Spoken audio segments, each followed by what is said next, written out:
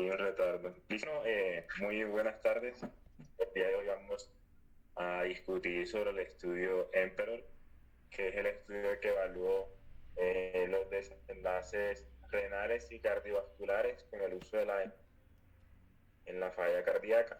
Un estudio que fue publicado ahora con el Congreso de Cardio 2020. En la introducción y los antecedentes del estudio, el estudio surge a raíz de que se ha demostrado que los inhibidores de los transportadores sodio y glucosa se han demostrado que reducen el riesgo de hospitalización por falla cardíaca en un 30-35% en comparación al placebo, datos sacados del DAPA-HF, mayor beneficio con aquellos pacientes que tienen una fracción de eyección reducida. Se ha demostrado también que reducen el riesgo de eventos adversos serios renales, una reducción de hasta el 35 al 50% de riesgo de requerir diálisis, resultados de un metaanálisis que, como datos de varios de los estudios de los ISGLT2, y que estos efectos son no asociados a su efecto antihiperglicemiante, porque se ha encontrado que tenemos muchos medicamentos que tienen un mejor efecto antihiperglicemiante que estos ISGLT2.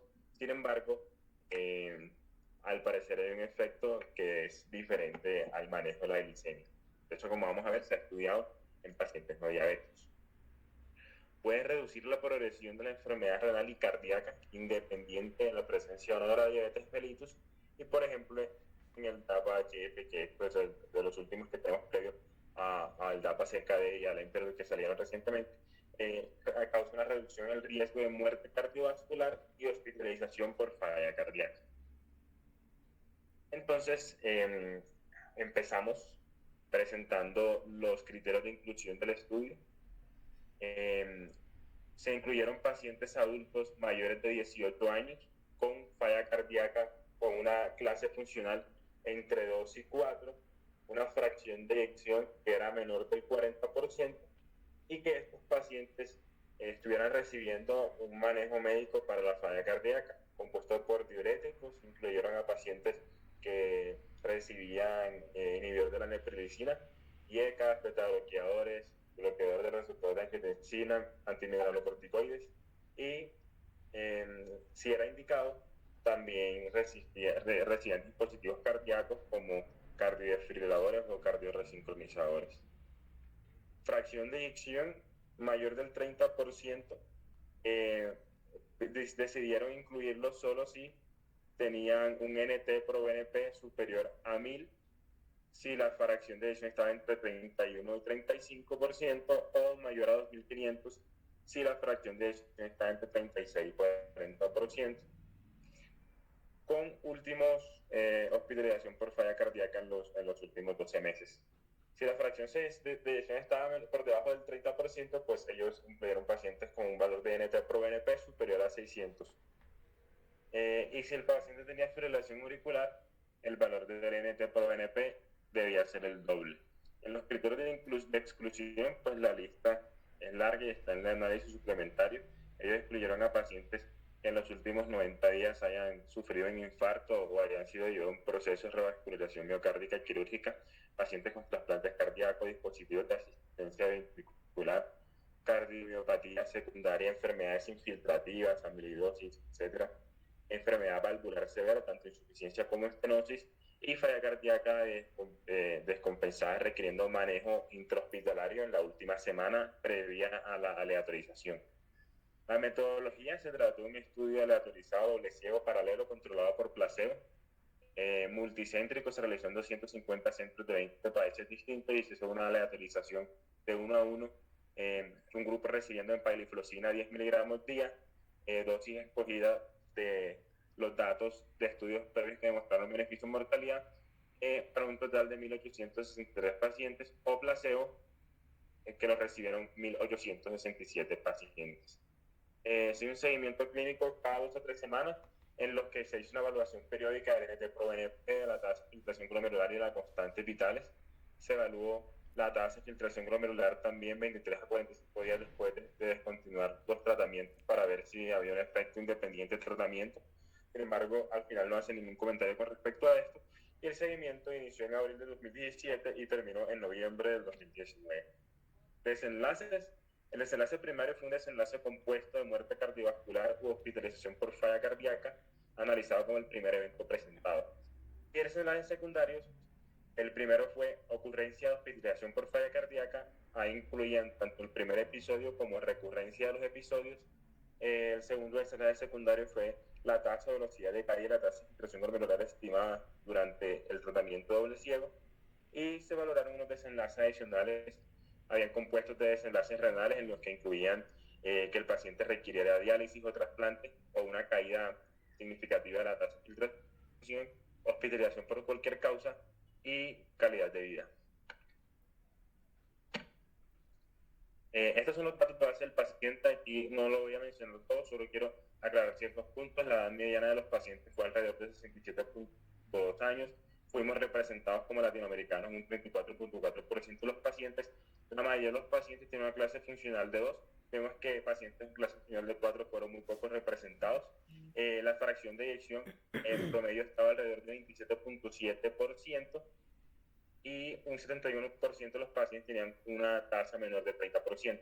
El valor de NT pro BNP fue significativamente elevado, 1887 alrededor de los pacientes, y un 78% tenía un valor sobre 1000. La etiología de la falla cardíaca fue bien distribuida, mitad fue isquémica y la otra mitad no isquémica, sin especificar cuáles eran estas etiologías. La tasa de filtración glomerular estuvo alrededor de 61, sin embargo, casi un 50% de los pacientes tienen una tasa por debajo de 60. Y como otro dato importante, a diferencia de los estudios previos, ya tenemos casi un 20% de pacientes que estaban recibiendo tratamiento con inhibidor de neprilicina y un 30% de los pacientes tenían un cardiodesfibrilador implantado y un 11% un dispositivo de resincronización. Todos los resultados, este es el primer desenlace. Vemos que el evento se presentó en 361 pacientes del grupo de empagliflozina comparado a 462 pacientes del grupo de placebo para un HR de 0.75 con unos adecuados intervalos de confianza y un valor de P significativo.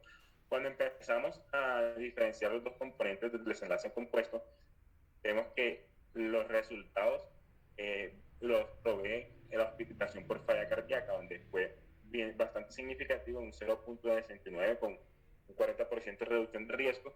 Sin embargo, la muerte cardiovascular no alcanzó significancia estadística.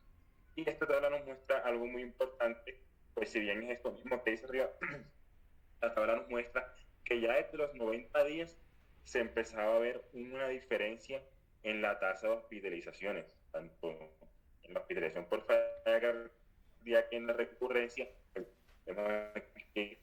Que los 90 días empiezan a hacer la presentación del Emperor en el Congreso. Ellos hablan bastante de ese punto muy particular. Cuando hacen los análisis de subgrupos para el desenlace primario, el beneficio se vio tanto en pacientes diabéticos como en no diabéticos. En cuanto a la clase funcional de base, los pacientes de clase funcional de 2 tuvieron un desenlace más significativo. Los de 3 o 4 no, sin embargo recordemos que estos no fueron tan representados, por ejemplo, que en nosotros 464. Lo mismo con la fracción de eyección, los pacientes que tienen una fracción de eyección sobre 30, que no alcanzaron la significancia estadística, igual también eran menos pacientes, y como otro dato importante, los que recibían inhibidor de neprilicina o los que no, también tuvieron un beneficio con la intervención farmacológica estudiada. En los desenlaces secundarios, entonces, tenemos la hospitalización total por falla cardíaca, tanto primera hospitalización como recurrencias. Se presentó en 388 pacientes con empagliflozina y en 553 pacientes con placebo. El HR fue 0.7 con buen intervalo de confianza y un valor de P significativo.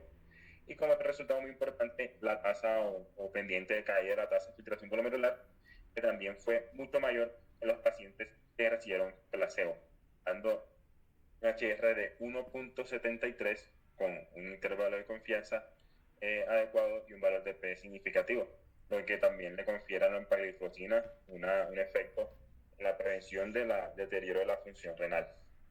Estos fueron los otros desenlaces, otros análisis que ellos valoraron, por ejemplo, desenlace compuesto de enfermedad renal, que ya lo veíamos previamente, y pues sigue siendo significativo, con una reducción casi del 50%. Yo les mencionaba ya que este desenlace habló de una caída significativa de la TFG o pacientes que requerirán trasplante renal. El cambio en la calidad de vida no fue tan significativo. Ellos también lo mencionaron y lo discutieron bastante en el Congreso, porque pues los otros estudios que han demostrado un desenlace en cuanto a calidad de vida. Cualquier causa no fue significativa, muerte de causa que se encontró en un momento de los pacientes que sin acceso. Esta es la tasa de la caída de la función renal. Una vez con la empagliflozina, alguna caída inicial, sin embargo, después, al final del seguimiento, la diferencia fue significativa para un mejor desenlace con el uso de empagliflozina. La discusión de los autores en cuanto al desenlace primario es que la hospitalización por falla cardíaca o muerte fue 25% menor entre pacientes tratados con empagliflozina y fue relacionada principalmente a hospitalizaciones donde se reduce el 31% en el riesgo. Y fue un beneficio que se encontró, como ya veíamos previamente, en pacientes que recibían cualquier fármaco para el tratamiento de la falla cardíaca. Estos datos son del análisis suplementario y es lo citan en el estudio y sacan unas diferencias en cuanto al DAPA-HF y el EMPEROR. No es el objetivo ahorita comparar los estudios, pero recordemos que el DAPA-HF sí demostró una reducción en la mortalidad en los pacientes con falla cardíaca, mientras el EMPEROR no. Sin embargo, el EMPEROR sí mostró una diferencia en la tasa de caída de la función renal, mientras el DAPA-HF no. Entonces, ellos en el Congreso nos publican esta tabla principalmente para mostrarnos que los pacientes del EMPEROR estaban más enfermos que los del DAPA-HF, y de esta manera justificaban esta ausencia de diferencia en mortalidad, principalmente por las características de los pacientes incluidos. Sin embargo, pues no podemos compararlos de esta manera. Estas no se ven pues tan bien, pero las tomé del Congreso. Y es otra comparación pues del DAPA-HF, y aquí está lo que yo les mencionaba. Ambos tuvieron diferencia en cuanto la primera hospitalización por falla cardíaca, y fue significativo. Esta es otra diapositiva importante, porque en el DAPA-HF no se incluyeron tantos pacientes que recibían inhibidor de la neprilicina, mientras en el EMPEROR sí. Como vemos, los pacientes que recibían sacubitril valsartan en el EMPEROR sí. Esto nuevamente, pues la misma diferencia que les mencionaba previamente, y pues la conclusión del estudio es esta, que en pacientes con falla cardíaca crónica y fracción de eyección reducida, el EMPEROR encontró que en los 3 desenlaces preespecificados había un resultado estadísticamente significativo, un valor de P menor de 0.001, que la disminución del 25% en el riesgo de muerte cardiovascular y hospitalización como desenlace compuesto en el EMPEROR fue significativamente y fue idéntico al encontrado en el DAPA-HF, que aunque el efecto muerte cardiovascular en el EMPEROR fue más pequeño que en el DAPA-HF, lo contrario fue cierto de dapagliflozina y empagliflozina en muerte cardiovascular, cuando no se valoró solo en pacientes con falla cardíaca, sino en aquellos mellitus. Es decir, en los estudios iniciales de la empagliflozina, en los que sí se encontró que había un beneficio en mortalidad, pero los pacientes no estaban tan enfermos como en este estudio. Y tomando esto en conjunto, se recomienda que con los resultados del DAPA-HF y el EMPEROR, que haya evidencia suficientemente significativa para establecer estos medicamentos como un estándar de cuidado en los pacientes con falla cardíaca y fracción de eyección reducida. Y para terminar, hay una metaanálisis que incluye los estudios de esplerenona, de ISGLT2 y de bloqueadores y de los ARNI, que administraron 3 terapias conjuntas al resto del manejo de falla cardíaca, se logra una reducción del 60% de la mortalidad de pacientes. Muchas gracias. Bueno, muchas gracias, doctor Gustavo. ¿Qué comentario les deja el estudio?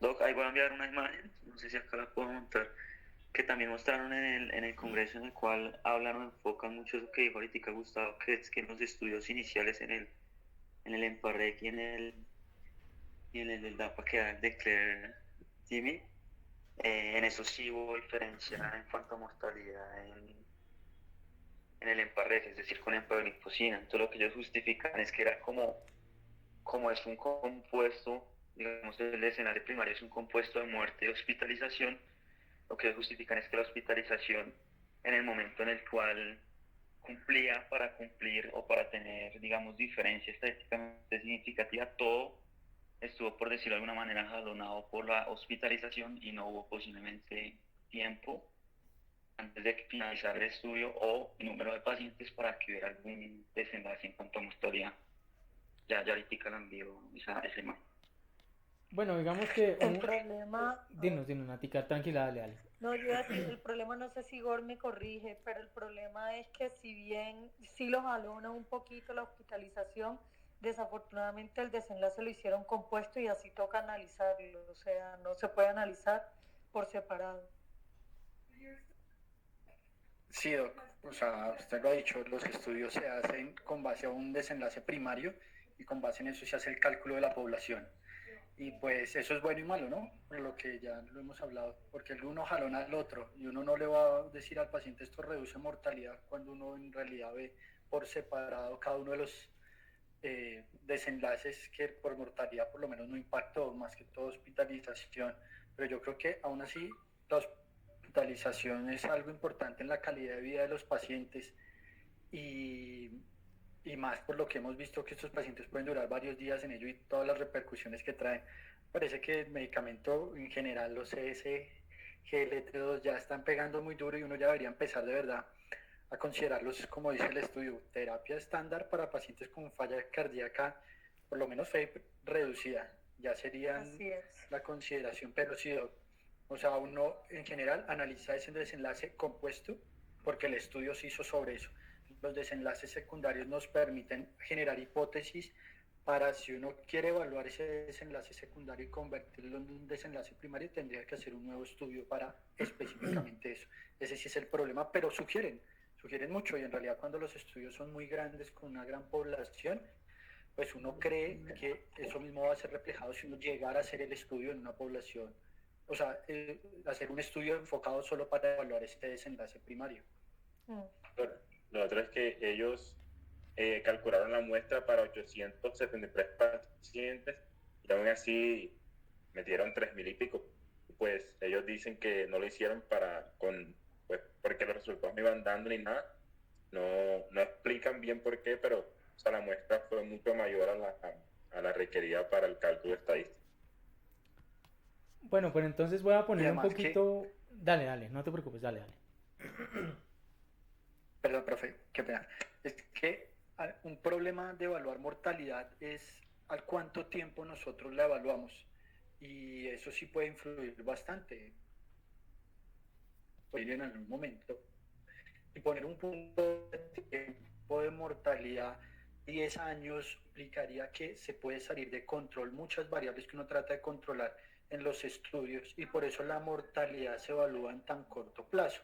Esto hace que pues algunos estudios, en especial en pacientes ya con varios años, 65 años o más, pues encontrar diferencias estadísticamente significativas en estudios de mortalidad sea un poco más difícil si uno lo acorta el tiempo de evaluación. Obviamente habrá moléculas que impactan de manera grande en la enfermedad y disminuyen la probabilidad de muerte.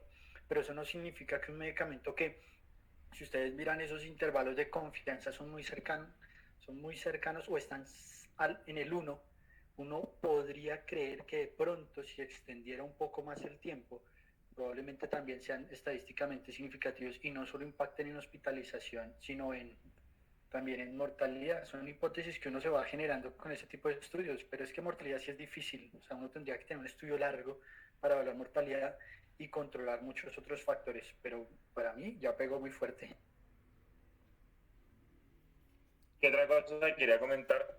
Lo que pues los presentadores del estudio hablaban, ellos comparaban el DAPA con el Emperor y decían, no, pero nosotros sí logramos una reducción de desenlaces renales.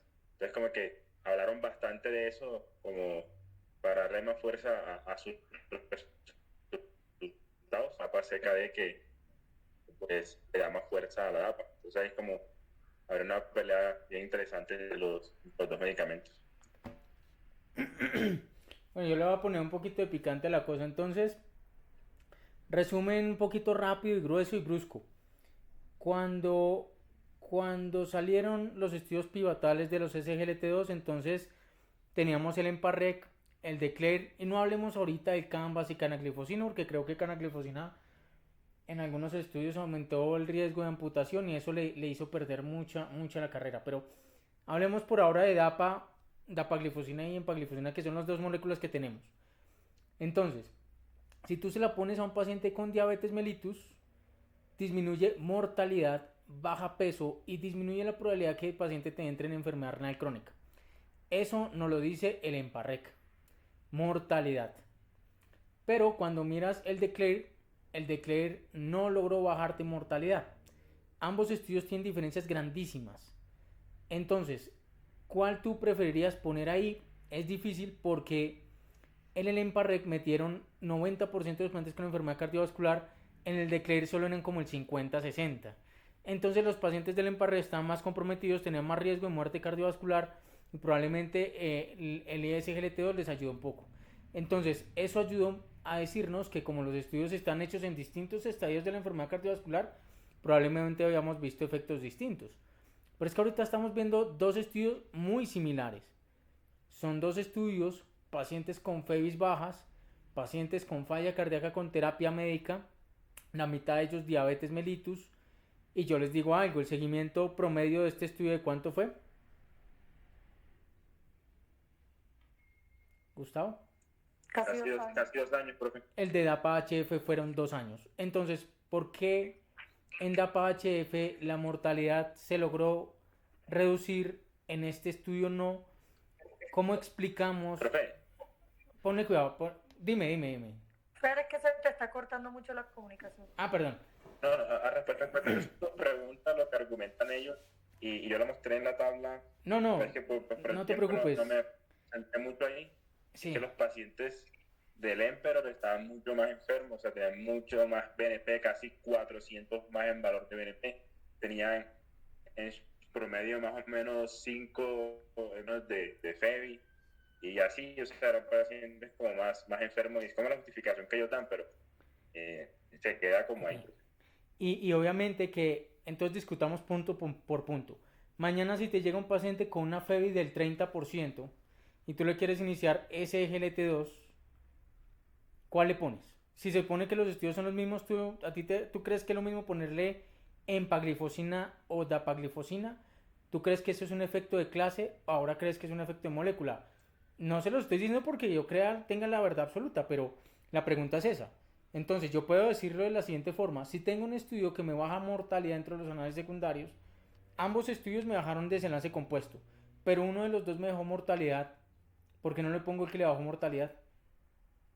¿O será lo mismo? Yo le pongo dapaglifosina porque le bajó mortalidad, y yo sé que no es tan extrapolable, pero ya salió el DAPA-CKD y va a salir pues que también disminuye los desenlaces renales, porque es que si nos podemos mirar, podríamos decir, no, miremos el riñón. Si hay enfermedad renal, dejémosle EMPA, porque en el EMPARREC ya demostró mortalidad, en este no, pero hay un precedente y mejora desenlaces renales, entonces por esta razón pongamos la empagliflozina.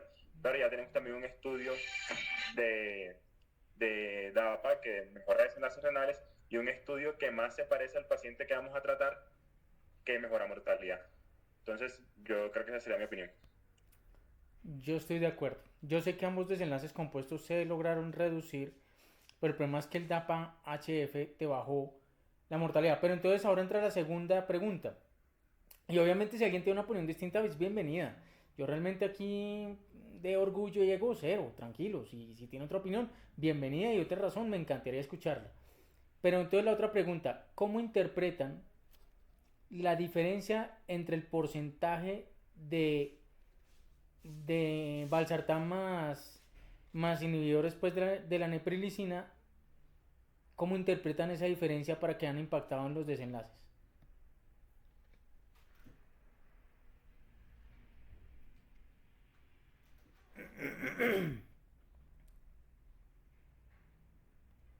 Bueno, Porque entonces, bueno, yo creo que dale, la dale. diferencia propia es de la cantidad de pacientes que incluyeron, porque en el DAPA-HF, ahorita se me escapa el porcentaje, lo tiene diapositiva, pero fueron menos pacientes.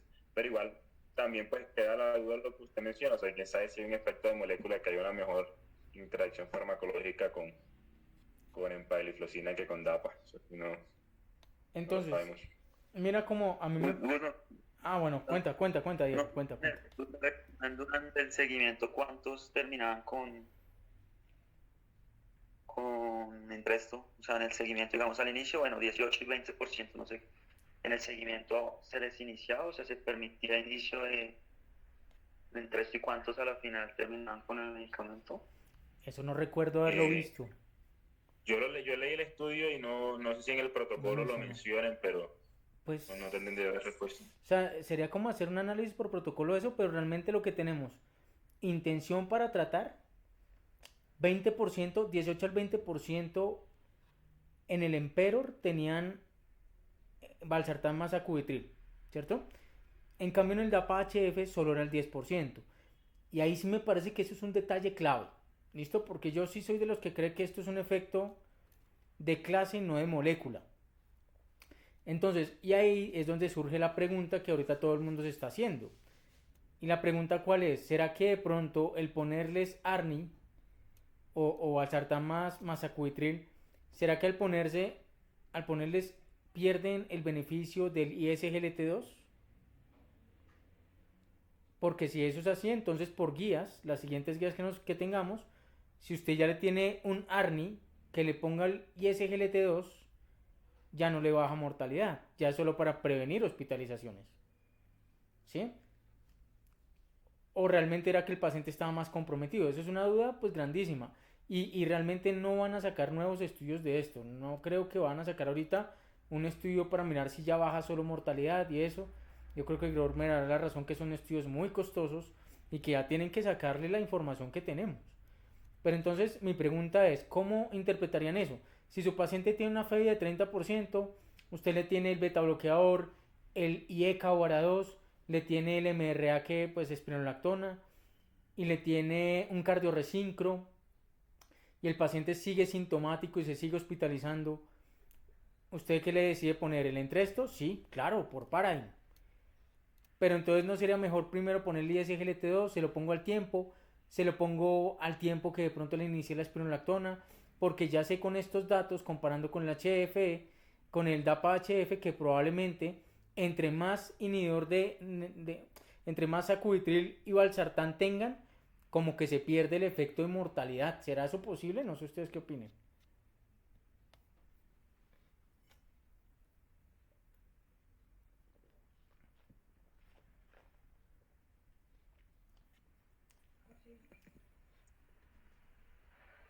No, pues es que es difícil porque yo sí que es efecto de clase.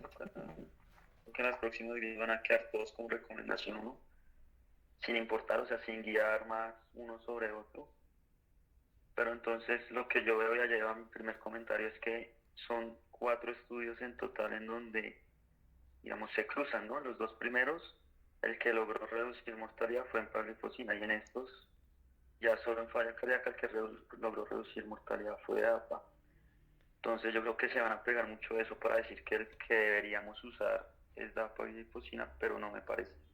Yo creo que los dos deberían estar en igual condición y resaltar lo que ahorita Gustavo, estos pacientes del de empagliflozina 1 posiblemente estaban peor, la FEB era un poco menor en comparación y tenían mayores niveles de NT-proBNP de hecho ellos también justificaban que eso hacía que tuvieran más hospitalizaciones recientes. Eso uno. Y lo segundo es que estaban posiblemente también peor, que tenían en mayor cantidad sacubitril/valsartán, es decir, un 20 versus un 10% en el otro. Ahora, otra pregunta que yo me hago ahí es ¿qué tanto el beneficio de la mortalidad, digamos, no pudo ser significativo en este porque ya tenía el beneficio sumado del entresto? Una pregunta es importante.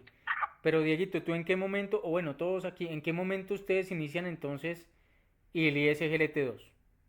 ¿De entrada a primera línea? ¿Después de la esperonolactona?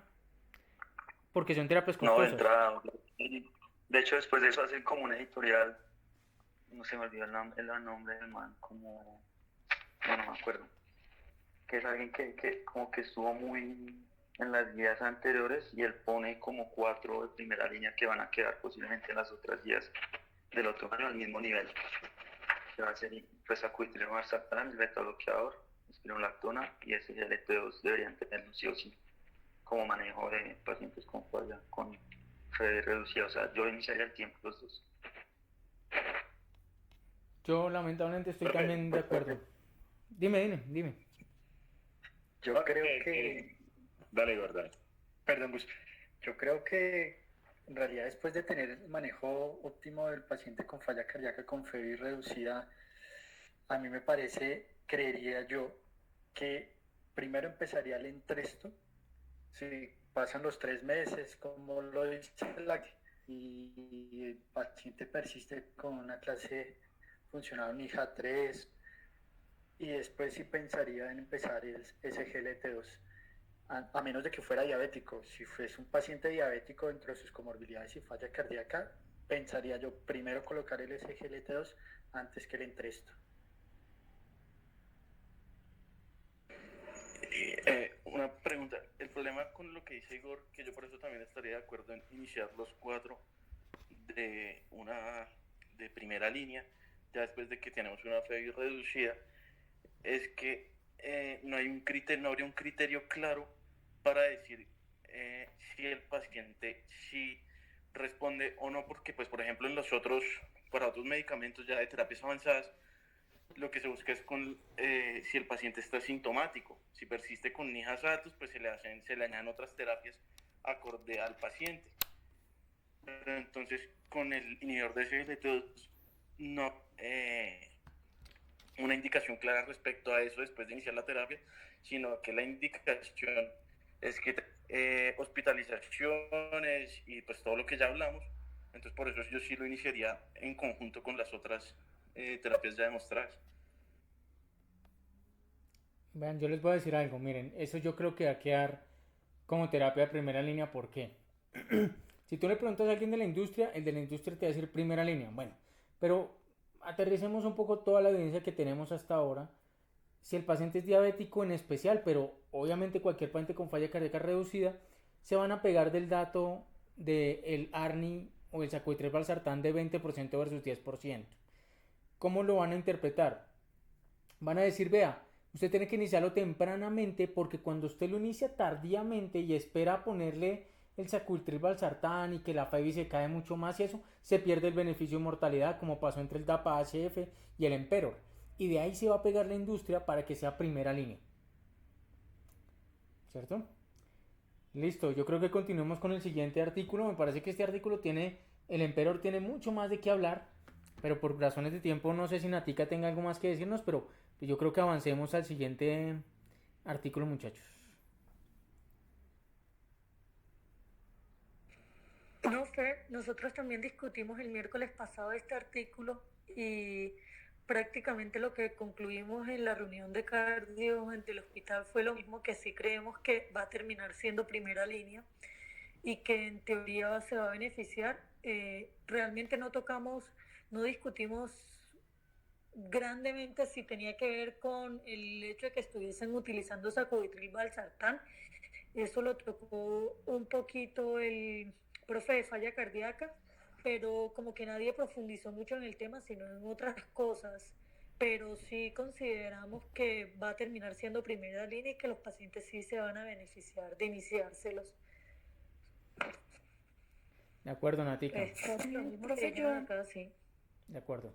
Gracias. profe, yo tenía una duda. Dinos tu duda, Andrea. Eh, es que cuando uno mira el em, suplemento del artículo, ellos ponen una tabla muy interesante que compara las características de los pacientes de los dos estudios, del Empero y em, del DAFA. Y eso me genera una inquietud. Nosotros podríamos de pronto en algún punto llegar a utilizar esas características de los pacientes como un patrón fenotípico para qué paciente sería de pronto más recomendado el EMPA y en otros la dapaglifosina. Así como por ejemplo en algún punto decimos no es que este paciente tiene características de Pegasus o este paciente tiene más características, pues respecto a cuál de los dos iniciar, aparte del criterio que ya habíamos hablado de que el DAPA había mostrado mejor resultado en mortalidad. Lo que pasa, Andreita, es que tú utilizas esos fenotipos de artículo. A mí no me gusta hablar tanto de fenotipos de Pegasus, fenotipo, porque eso no es puntualmente un fenotipo, son unos criterios de inclusión. Pero prácticamente tú podrías utilizar eso si hubieran dos resultados muy distintos, ¿sí? Si tú hicieras eso, realmente ¿cómo puedes utilizar los dos criterios de inclusión de ambos estudios? Y es para decir que es el mismo paciente con falla cardíaca con falla reducida, pero en dos momentos diferentes. Uno, antes de que le inicies a muchos pacientes ARNI, y otro en donde ya la falla cardíaca, la falla es mucho menor, el BNP se subió mucho más y probablemente ese paciente ya tiene mucho más probabilidad de tener un ARNI. Entonces, si te das cuenta, es el espectro de una enfermedad. DAPA-HF es una FEBI reducida, pero probablemente no tan reducida, no tan comprometido, e inclusive el paciente sin tanto haber iniciado la terapia sacubitril/valsartán.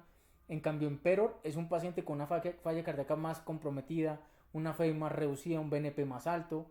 Entonces, tú no puedes decir que haya un fenotipo Emperor para dejar empaglifosina, porque le estarías dejando una empaglifosina a alguien que no le mejora mortalidad. Y si hicieras eso, entonces tendrías que dejarle dapaglifosina a ambos pacientes. Yo creo que en este caso puntualmente no puedes como extrapolarlo como pasó en Pegasus o Compass, que son dos poblaciones muy distintas. Uno es un paciente que reclutaron a los 7 años después de un infarto en promedio, otro paciente que se infartó hace un año, en promedio 2 a 3 años. Son dos pacientes que sí son muy distintos.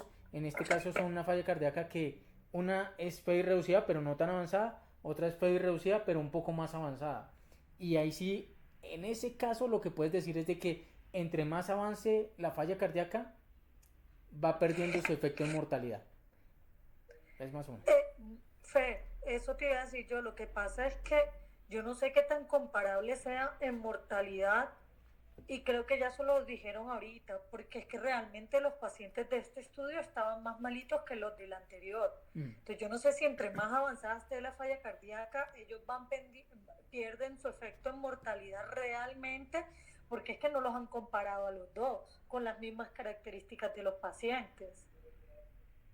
Eso es diferente. Entonces yo no sé realmente, o sea, si tú me preguntas a mí cuál prefiero utilizar, lo que pasa es que el DAPA me mejoró mortalidad. O sea, eso no tiene duda, no tiene ninguna duda. Pero el problema es que los pacientes del DAPA no estaban tan mal como estos. De acuerdo. En el Emperor los O sea, pacientes es que están más malitos. realmente yo no sé qué tan comparables puedan ser. O sea, es que no hay un estudio de ellos dos con las mismas características de los pacientes, a ver a cuál le va mejor. De acuerdo. Ellos tienen una competencia de molécula que es diferente, que las dos han mostrado que sirven.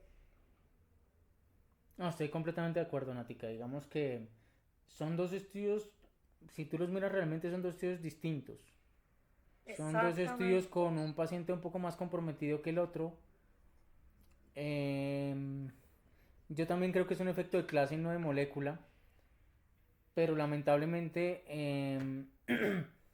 a menos que tú manejes ese espectro de falla cardíaca, es muy difícil que tú puedas decir que uno es mejor que el otro. Pero cuando te pongan a escoger entre DAPA y empaglifosina, yo estoy casi seguro que la mayoría de la gente va a irse por DAPA. Porque por lo menos tienen algún porque estudio. tú vas entrar a preguntarte, ¿qué quieres? ¿Disminuir, mejorarle la mortalidad o disminuirle la hospitalización? Sí, O sea, como que complejo ponerte a escoger eso, ¿no? O sea, sí, sí. Ahorita de pronto pues no creo que sean dos estudios comparables realmente. Creo que los dos sirven. Eso es lo que hay que decir. Los dos sirven en falla cardíaca, pero no podemos compararlos cuál es mejor que cuál, porque es que el problema es que son dos tipos de pacientes diferentes. Sí, sí, sí, sí, claro, Nati, que eso es completamente cierto. La pregunta será, ¿realmente es un efecto de clase? Sí, y probablemente por cuál te decantarías. Yo creo que ambos son iguales, pero yo sí creo que la mayoría de la gente va a escoger DAPA-HF porque por lo menos tiene un estudio que demostró dentro de sus efectos secundarios reducir la mortalidad. Exactamente. Aunque sabemos que eso de pronto no es tan así, pero también de la misma forma alguien podría voltearte la propuesta y decir, bueno, pero como empagliflozina no tiene ningún estudio en pacientes no tan comprometidos, no sé qué pasó, por lo menos yo con el DAPA-HF, eso ya realmente creo que sería una discusión un poquito más avanzada, pero creo que sí podríamos dilucidar un poco que entre más avanzada la falla cardíaca, vas perdiendo el efecto de mortalidad y hospitalización, y eso nos dice que probablemente hay que iniciarlo temprano. Y yo estoy seguro que de ahí se van a pegar para dejarlo como primera línea. ¿Les parece, muchachos, si continuamos? Continuamos con este estudio. Muchas gracias. Buenas tardes, ¿me escuchan? Sí, Andresito. ¿Ya ven la pantalla? Sí, señor. Buenas tardes, mi nombre es Bernardo Andrés Vega Báez, soy residente de segundo año de Medicina Interna y vamos a revisar el estudio LODOCO 2, es el estudio que evaluó los desenlaces del uso de colchicina en pacientes con enfermedad coronaria crónica. Este estudio fue publicado en New England en agosto de este año y pues vamos a revisarlo. En cuanto a los antecedentes, estaba demostrado los efectos antiinflamatorios de la colchicina en el beneficio que tienen los desenlaces cardiovasculares de los pacientes con infarto agudo de miocardio reciente en un estudio publicado el año pasado, pero se desconocía qué impacto tenía ese mismo uso de la colchicina en pacientes con la enfermedad coronaria crónica. La plausibilidad biológica del uso de la colchicina se basa en la inhibición de la polimerización de la tubulina y de la alteración de la capacidad de la respuesta de los leucocitos en pacientes con estados inflamatorios agudos y crónicos como es la enfermedad aria. Entonces, hablando de ese infarto agudo reciente, está este estudio publicado en 2010, donde se utilizó colchicina 0.5 miligramos día versus placebo en un seguimiento de 22 meses, donde el desenlace primario era una combinación de muerte cardiovascular, paro cardíaco, infarto de miocardio, accidente cerebrovascular, hospitalización urgente por angina, donde se encontró que los pacientes que recibieron colchicina tenieron una menor presentación del desenlace primario, 131 versus 170. Estos eran pacientes con infarto agudo de miocardio con una P que fue significativa. Esto motivó pues hacer el seguimiento y la pregunta de este estudio de pacientes con enfermedad coronaria crónica.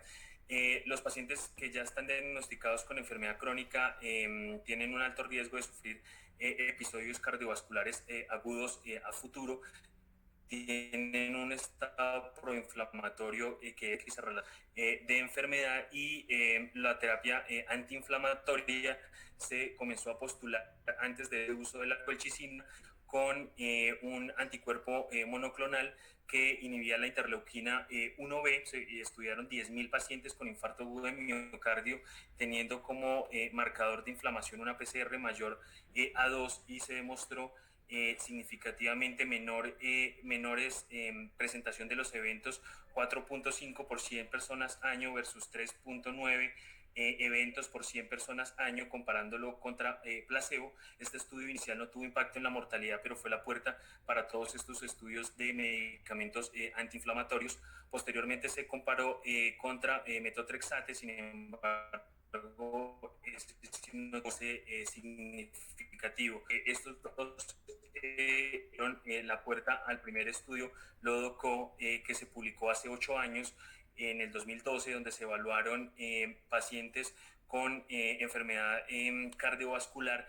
Se les administró colchicina versus placebo con una tratar para disminuir el de 11 significativa. Sin embargo, este estudio, que fue hace 8 años, el reclutamiento fue por etiqueta abierta y necesitaban un estudio controlado, aleatorizado, pues para probar que esos desenlaces de hace 8 años sí eran significativos y sí se mantenían en el tiempo. Entonces, por eso se realizó este estudio. En cuanto a los objetivos primarios y secundarios de este estudio, el primario fue una combinación de muerte cardiovascular, infarto de miocardio espontáneo, accidente cerebrovascular isquémico o revascularización coronaria inducida por la isquemia.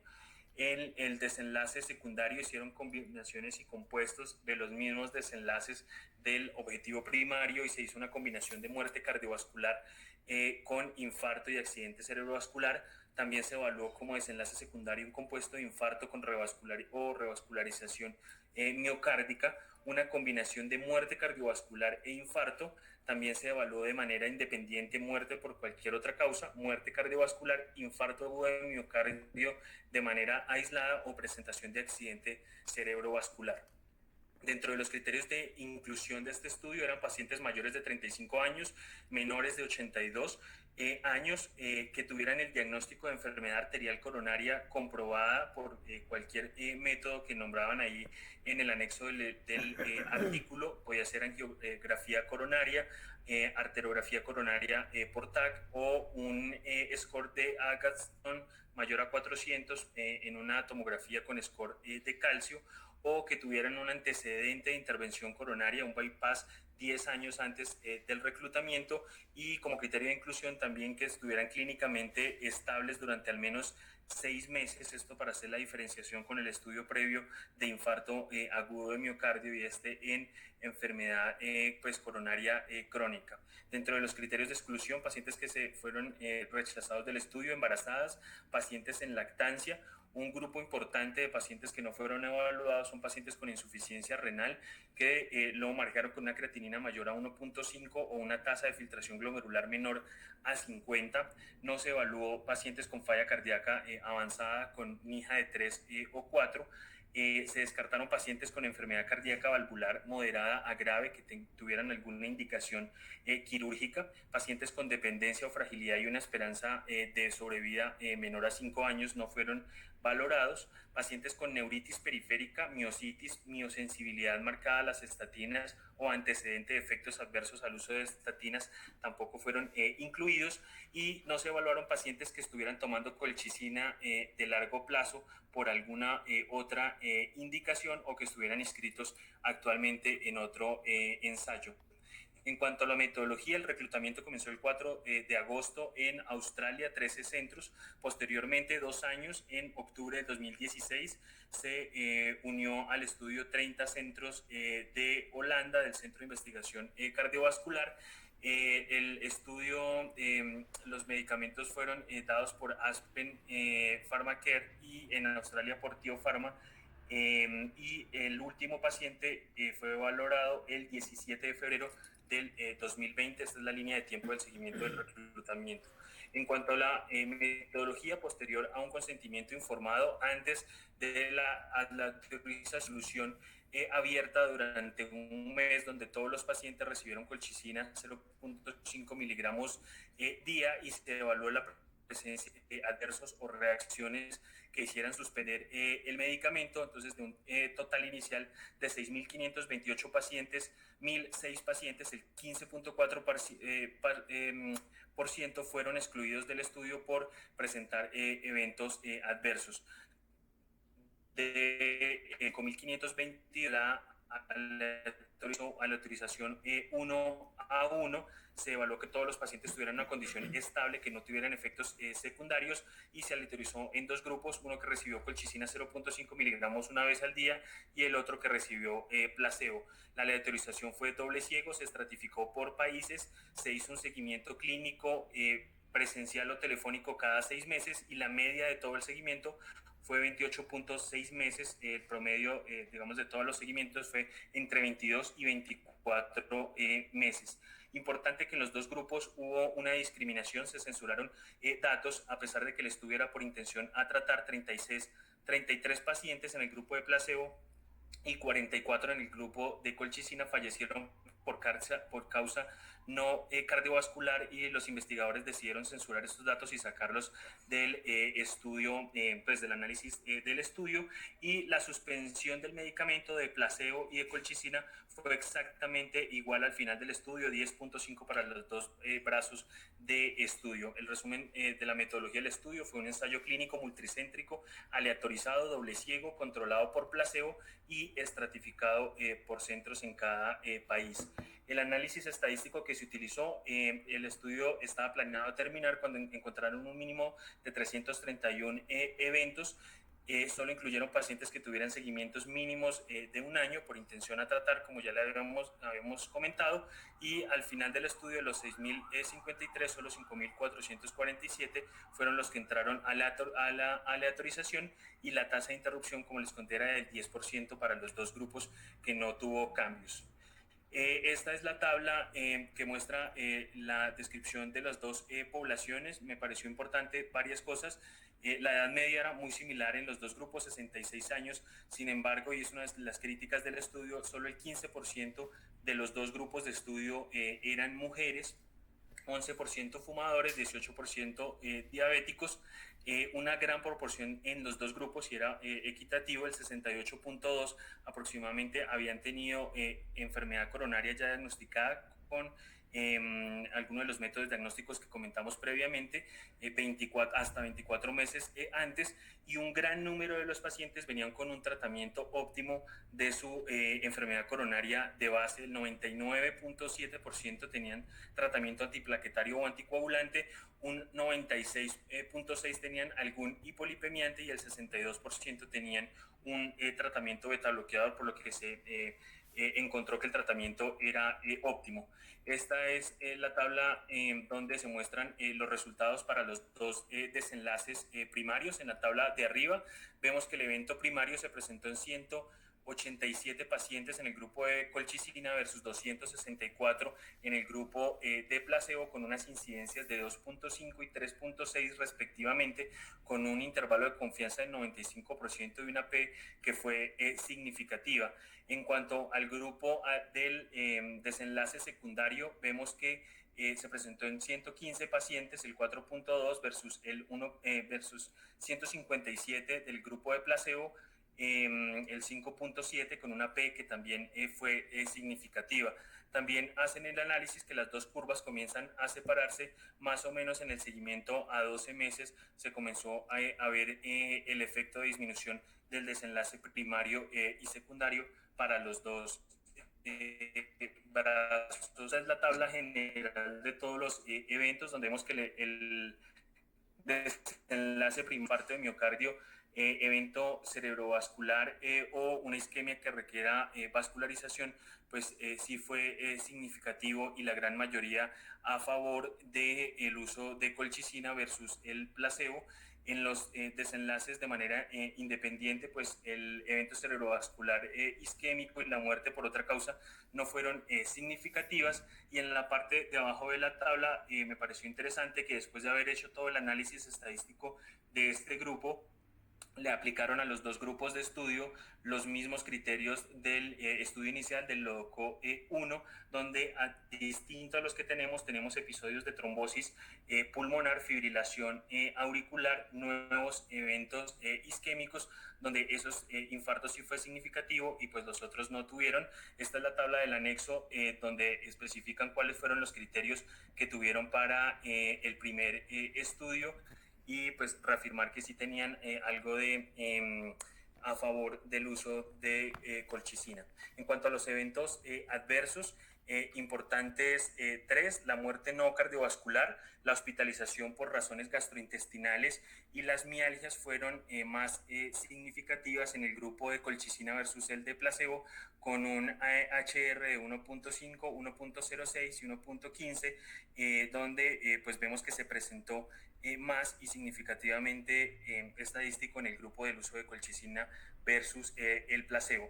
En cuanto a la discusión, ellos consideran que los pacientes con enfermedad coronaria que utilizaron colchicina 0.5 tuvieron 31% menos de riesgo relativo de muerte secundaria cardiovascular, infarto de miocardio, accidente cerebrovascular isquémico o revascularización.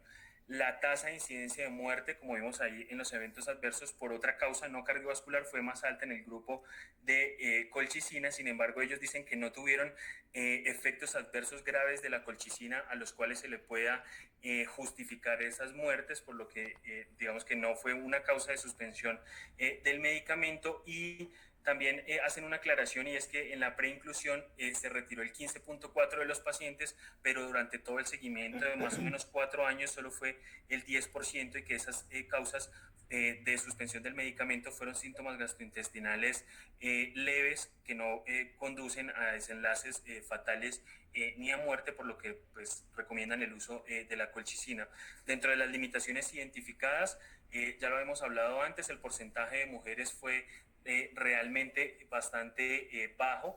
Ellos dicen que no tuvieron en cuenta datos de la presión arterial ni durante el seguimiento ni el impacto que tuvo el medicamento durante el tiempo. Nunca se monitorizó los datos de niveles de lípidos en el seguimiento. No se midió niveles de PCR en ningún paciente, que ya sabemos por los antecedentes que podría ser un marcador de impacto de los medicamentos antiinflamatorios. Y como conclusión del estudio, consideran que en un ensayo aleatorizado en el que participaron pacientes con enfermedad coronaria, el riesgo de eventos cardiovasculares fue significativamente menor en los que recibieron 0.5 miligramos al día de colchicina que en los que recibieron placebo. Eso es.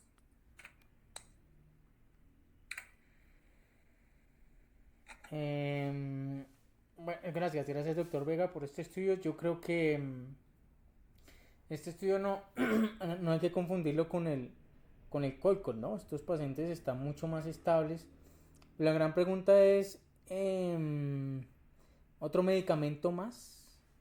¿Y cuáles realmente fueron los eventos que nosotros vimos? Yo estoy de acuerdo que si tú nos dejas ver la tabla de resultados, el compuesto tiene menor tasa de eventos en colchicina que en placebo. O sea, una reducción significativa cuando tú lo comparas en el compuesto. Sin embargo, cuando tú miras a expensas de qué fue ese compuesto, es más a tasa de reinfarto. Yo sé que es un análisis secundario, pero pareciera que los resultados más del LOCO 2 son más espesas de reinfarto. Los reinfartos cuestan dinero, alteran la calidad de vida, y finalmente pues al paciente eso es sintomático, eso es grave y ahí se puede morir. Pero en general, cuando tú miras muerte por cualquier causa y muerte cardiovascular, no hubieron diferencias significativas, y las diferencias fueron cuando a los desenlaces compuestos les metieron por alguna razón infartos. Entonces, yo sé que acabamos de decir de lo de los desenlaces compuestos, sin embargo, pareciera que la colchicina lo que hace en el paciente estable, con enfermedad coronaria estable, es hacer una reducción de los infartos, de los reinfartos. ¿A ustedes les parece que ese es un desenlace suficiente? ¿Sí? ¿No? ¿Por qué? ¿O qué comentarios más les deja este estudio?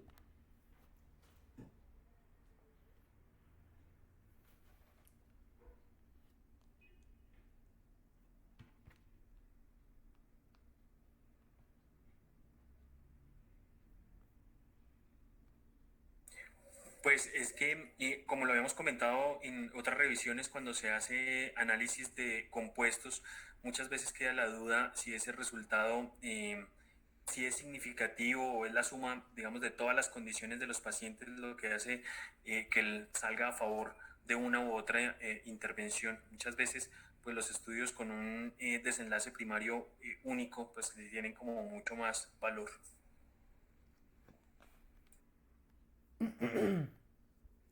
Bueno, entonces yo creo que el análisis que le hago a este estudio pues es una opinión muy personal, pero una reducción en reinfartos que no se vea reflejada en muertes cardiovasculares y no cardiovasculares, que no se vea reflejada por lo menos en ACV, por ejemplo.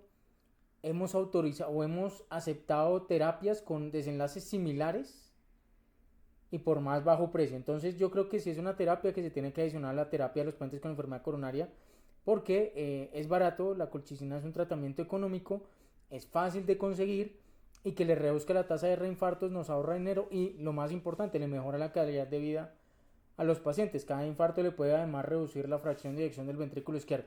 Entonces no se dejen confundir, vean, si ustedes de pronto no lo sabían, la atorvastatina que nos encanta poner durante los infartos no logró reducir disminución de mortalidad, sino que lo que logró reducir fue tasas de infartos y reinfartos. Y lo ponemos, ¿cierto? Porque los infartos son costosos, porque los infartos alteran la calidad de vida de los pacientes y por eso son desenlaces positivos, se consideran positivos.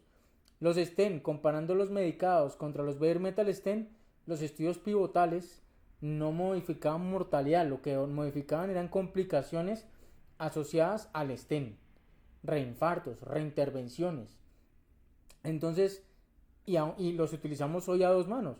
Entonces, es un desenlace que si bien se metió dentro del compuesto y lo desplazó hacia la línea significativa, es un desenlace totalmente válido y bienvenido. Y además que es un medicamento que no se asocia a mayores eventos adversos, o sea, no tiene grandes efectos adversos distintos de pronto más que todos a las mialgias, pero el resto son eventos adversos que se pueden tolerar y muy parecidos al grupo de placebo. ¿Tienen algún otro comentario o seguimos en el próximo estudio?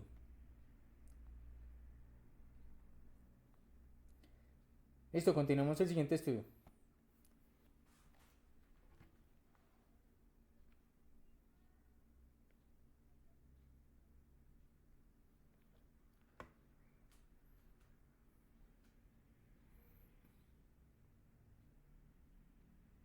Pues si quieren, bueno, está yo.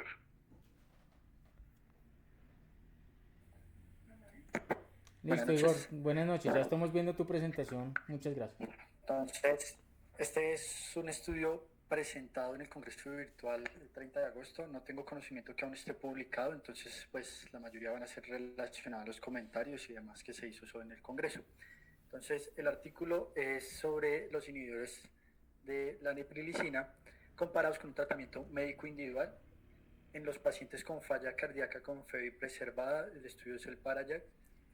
Es un estudio que nos empieza a hablar primero que la epidemiología de la falla cardíaca es representativa. Alrededor del 50% de los pacientes con falla cardíaca tienen una fracción de eyección preservada, siendo las mujeres y las personas obesas los que más prevalencia de la enfermedad pueden llegar a tener. Esta es una enfermedad que es altamente sintomática y no solo por la disnea, sino por la necesidad de rehospitalización que pueden presentar por el deterioro en la calidad de vida, en la tolerancia al ejercicio que pueden presentar adicionalmente. Y algo muy importante que ha sido uno de los grandes problemas es que en falla cardíaca no tenemos un tratamiento que impacte específicamente en mortalidad o que reduzca o que sea una reducción significativa en la morbilidad. Más que todo lo que damos es tratamiento sintomático hablando de los diuréticos. Y pues tener en cuenta que vean los precedentes, que es el Paragon HF, donde se nos mostró L3 en los pacientes con falla cardíaca con FEBI preservada, pues ya conocemos algunos de los resultados. En la discusión hablaremos un poco de esto. Entonces, este es un estudio donde se quiso evaluar la superioridad del sacubitril más valsartán en la terapia basada por comorbilidades, en la reducción en los niveles del NT-proBNP desde la semana 0 hasta la semana 12 y la mejoría en la caminata de 6 minutos, en la distancia de la caminata de 6 minutos desde la semana 0 a la semana 24, en especial en el grupo de pacientes que caminaban entre 100 y 450 metros. Dentro de los objetivos secundarios también se quiso hablar que comparar pues, el sacubitril más valsartán frente a la terapia de acuerdo a comorbilidades. En el cambio, en la encuesta de cardiomiopatía de la ciudad de Kansas, que es el KCCK, que es una encuesta autollenada en donde el paciente completa 23 ítems, se llena alrededor de 4 a 5 minutos. Esos ítems están agrupados en dominios y lo que hace es evaluar el impacto que ha tenido en esos diferentes dominios en las últimas 2 semanas la falla cardíaca. Y esto se evaluó a las 24 semanas. También se evaluó qué tanto deterioro presentaban esos pacientes Entre mayor sea el puntaje, mucho mejor. Y en estos pacientes, pues lo que se quiso evaluar era qué tanto el deterioro se podía presentar, el cambio del NIJ a la semana 24 y el componente de salud de la encuesta SF36 a la semana 24, perdón. Criterios de inclusión y exclusión. Inclusión: mayores de 45 años, pacientes con una fracción de eyección del 40%, que tuvieran una clase funcional NIJA 2 a 4, que tuvieran un ProBNP que estuviera mayor a 220 o 600 si eran pacientes con FA o Flutter, que tuvieran tratamiento estable, y el tratamiento estable lo definieron como pacientes que en los últimos 2 meses no hubieran requerido cambio de sus ajustes o cambios en la medicación, y los pacientes podían tener un IECA o un ARA solo si tenían hipertensión. El tratamiento, de acuerdo a las comorbilidades, era básicamente de acuerdo a su enfermedad, se le ofrecía el tratamiento. Criterios de exclusión, pues los que ven aquí, básicamente pacientes que estuvieran con cifras tensionales sistólicas por debajo de 110 o por encima de 180, o aquellos que estuvieran entre 150 y 180 y que estuvieran recibiendo más de 3 antihipertensivos. Aquellos con un potasio sérico mayor a 5,2 o una tasa de filtración por debajo de 30 fueron excluidos del estudio. Este fue un estudio multicéntrico, aleatorizado, grupo paralelo, doble ciego y control activo o controlado con placebo, esto dependiendo de las comorbilidades que presentara el paciente, y una evaluación que se realizó a los 24 meses. El estudio se realizó entre el 22 de agosto del 2017 hasta octubre del 2019. Esta es la gráfica donde nos cuentan cómo se hizo el estudio. Entonces había 2 semanas donde se hizo el tamizaje, donde se seleccionó los pacientes que cumplían los criterios de inclusión o exclusión de acuerdo a las comorbilidades, y específicamente si recibían o no un IECA o un ARA, fueron aleatorizados. Entonces los pacientes que previamente venían recibiendo IECA fueron aleatorizados a este grupo, los que venían recibiendo un ARA 2 a este grupo, y los que no venían recibiendo ningún a este tercer grupo. Dentro de ellos fueron aleatorizados aquellos que iban a empezar con sacubitril más valsartán, siendo esta la dosis objetivo, o a enalapril, si previamente venían usando un IECA. Esta es la dosis máxima objetivo. Los que venían utilizando una ARA2, nuevamente la dosis objetivo valsartán, y aquellos con placebo, pues las dosis. ¿Qué se hizo? Estos pacientes fueron titulados semanalmente a la semana 2 y a la semana 4, y alcanzando la máxima titulación o la máxima dosis tolerable, idealmente las dosis que se presentan acá, las 4 semanas. Y se realiza un mantenimiento y el seguimiento por 24 semanas, que es como lo presentan acá. Lo importante es que había que tener en cuenta que los pacientes que previamente venían utilizando un IECA o un ARA2, si venían utilizando dosis bajas o dosis altas. Y de acuerdo a esto, pues iba haciendo el ajuste. Entonces, como podemos ver, de la titulación en las primeras 4 semanas. Como podemos ver acá, estos pacientes, digamos en el ejemplo, podemos usar que venían utilizando dosis altas de IECA, que se consideró como 10 miligramos al día, debieron continuar o se les pudo aumentar la dosis hasta 10 miligramos 2 veces al día para una dosis máxima de 20. Pero aquellos que venían utilizando dosis bajas, alrededor de 5 miligramos día, después de esto debieron aumentar a 10 miligramos día, en las siguientes 2 semanas evaluar su tolerancia, y a las 4 semanas alcanzar la dosis de 10 miligramos cada 12 horas, 20 miligramos día, y así se los casos. Habían pacientes que tenían sacubitril más valsartán. Estos pacientes se evaluó también si venían con unas dosis bajas o unas dosis altas, y de acuerdo, como ven aquí en la gráfica, se fue haciendo la titulación y el ajuste. ¿Qué tenían ellos? Ellos encontraron 2.572 pacientes que fueron candidatos para el estudio. De estos fueron aleatorizados alrededor de un 50% para cada uno de los grupos, ya sea sacubitril más valsartán o el grupo tratado por comorbilidad, ya sea que tenía IECA o que tenía ARA, o que en su defecto venía sin ninguno de los dos. El promedio de edad de los pacientes fue 73 años, la proporción de mujeres fue el 51%, proporción de diabéticos 39%, y la FEBI promedio fue alrededor del 56%. Estas son la tabla de los resultados, en donde se pudo observar que hay una diferencia estadísticamente significativa en los niveles del ProBNP a las 12 semanas, en donde hay una reducción de casi el 17%, más 20 al 2% de los pacientes con la terapia médica individualizada. Y además de esto, los pacientes presentaron, pues el estudio mostraba que había una reducción en la caminata de 6 minutos, sin embargo, estas diferencias no fueron estadísticamente significativas. Esto frente a los desenlaces primarios.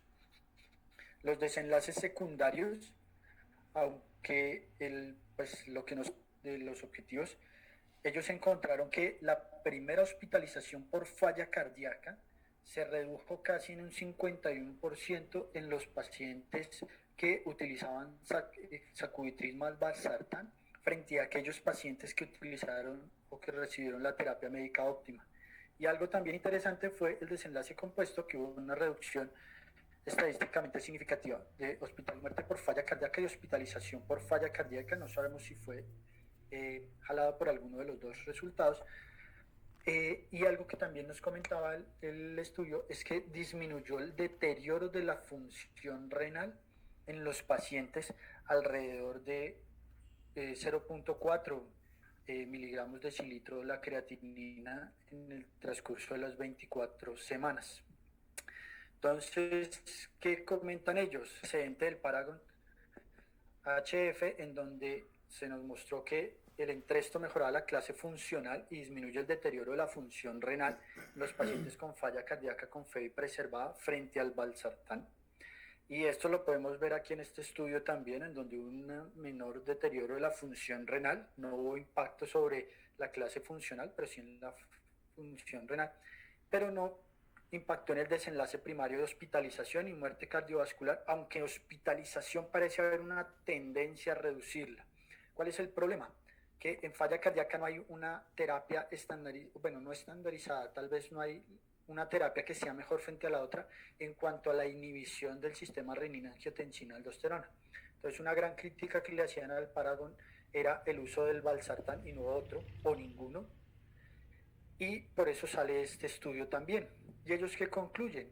Sacubitril más valsartán demostró reducción significativa del NT-proBNP, que conocemos que es un marcador tanto diagnóstico como pronóstico en mortalidad, tanto en pacientes con falla cardíaca preservada como reducida, pero no tiene beneficios adicionales ni en la caminata de 6 minutos ni en la clase funcional. La calidad de vida mejoró después de 4 semanas, esto evaluado por la escala que les comentaba, pero a las 24 semanas no hubo diferencias entre los dos grupos, y sí hubo una reducción en la falla cardíaca y un menor deterioro de la función renal en relación, comparado con las morbilidades. Algunas críticas del estudio, pues el estudio no ha sido publicado hasta donde tengo conocimiento. Sin embargo, es interesante haber conocido o conocer los resultados que hubo por subgrupos, en el subgrupo de IECAS, en el subgrupo de ARA y en el subgrupo de placebo, cómo se pudo haber comportado estos resultados en cada uno de estos.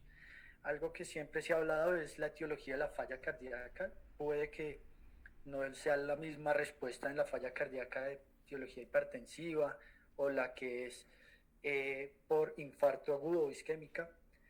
También conocer el tiempo de evolución de las comorbilidades y la falla cardíaca, porque eso también puede reflejar algo de remodelación o el impacto que va a tener la terapia. Y algo que sí tenemos que tener en cuenta es el estudio de costos. Pues el sacubitril más valsartán es un medicamento que en este momento es costoso en nuestro sistema de salud, pero no sabemos que sean menores a lo que implica tener un paciente hospitalizado con falla cardíaca. Y otra crítica, pues un estudio patrocinado por Novartis. Y eso es todo. Muchísimas gracias. Muchas gracias, doctor Rueda, por esta charla. Parece que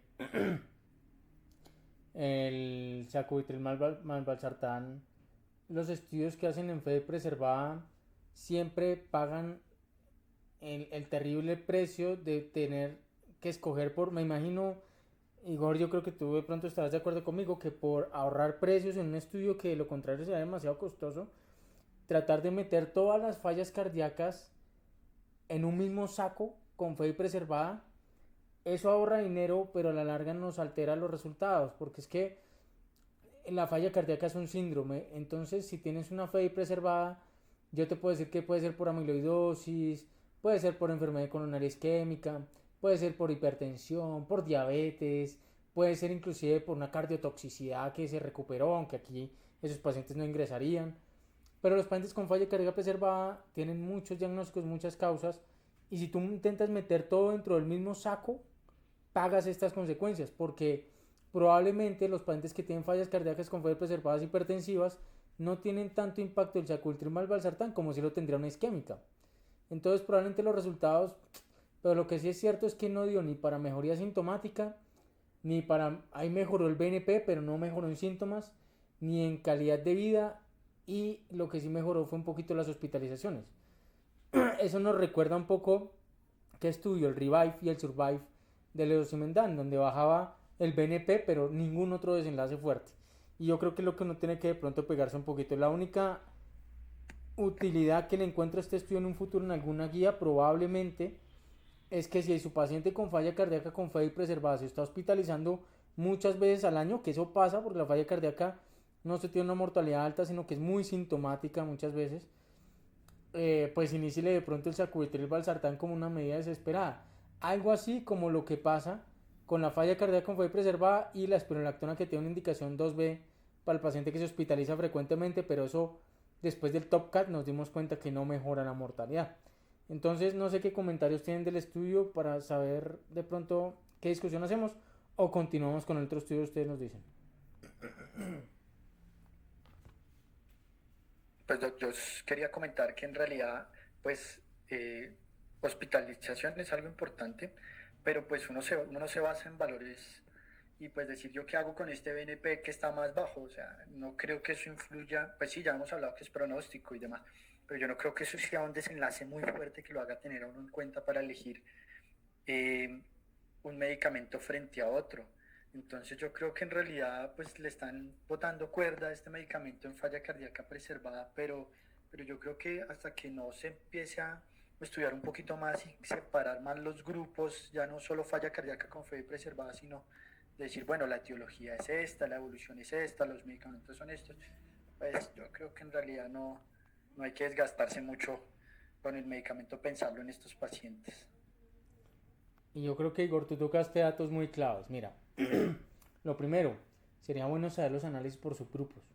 A mí siempre me gustaría saber qué pasa con la falla cardíaca fue preservada de etiología isquémica, si de pronto fue infiltrativa, si de pronto fue hipertensiva, si pudiéramos separarlos. Obviamente sería un análisis secundario y sería algo exploratorio, generador de teoría o de hipótesis, porque el resultado no les dio.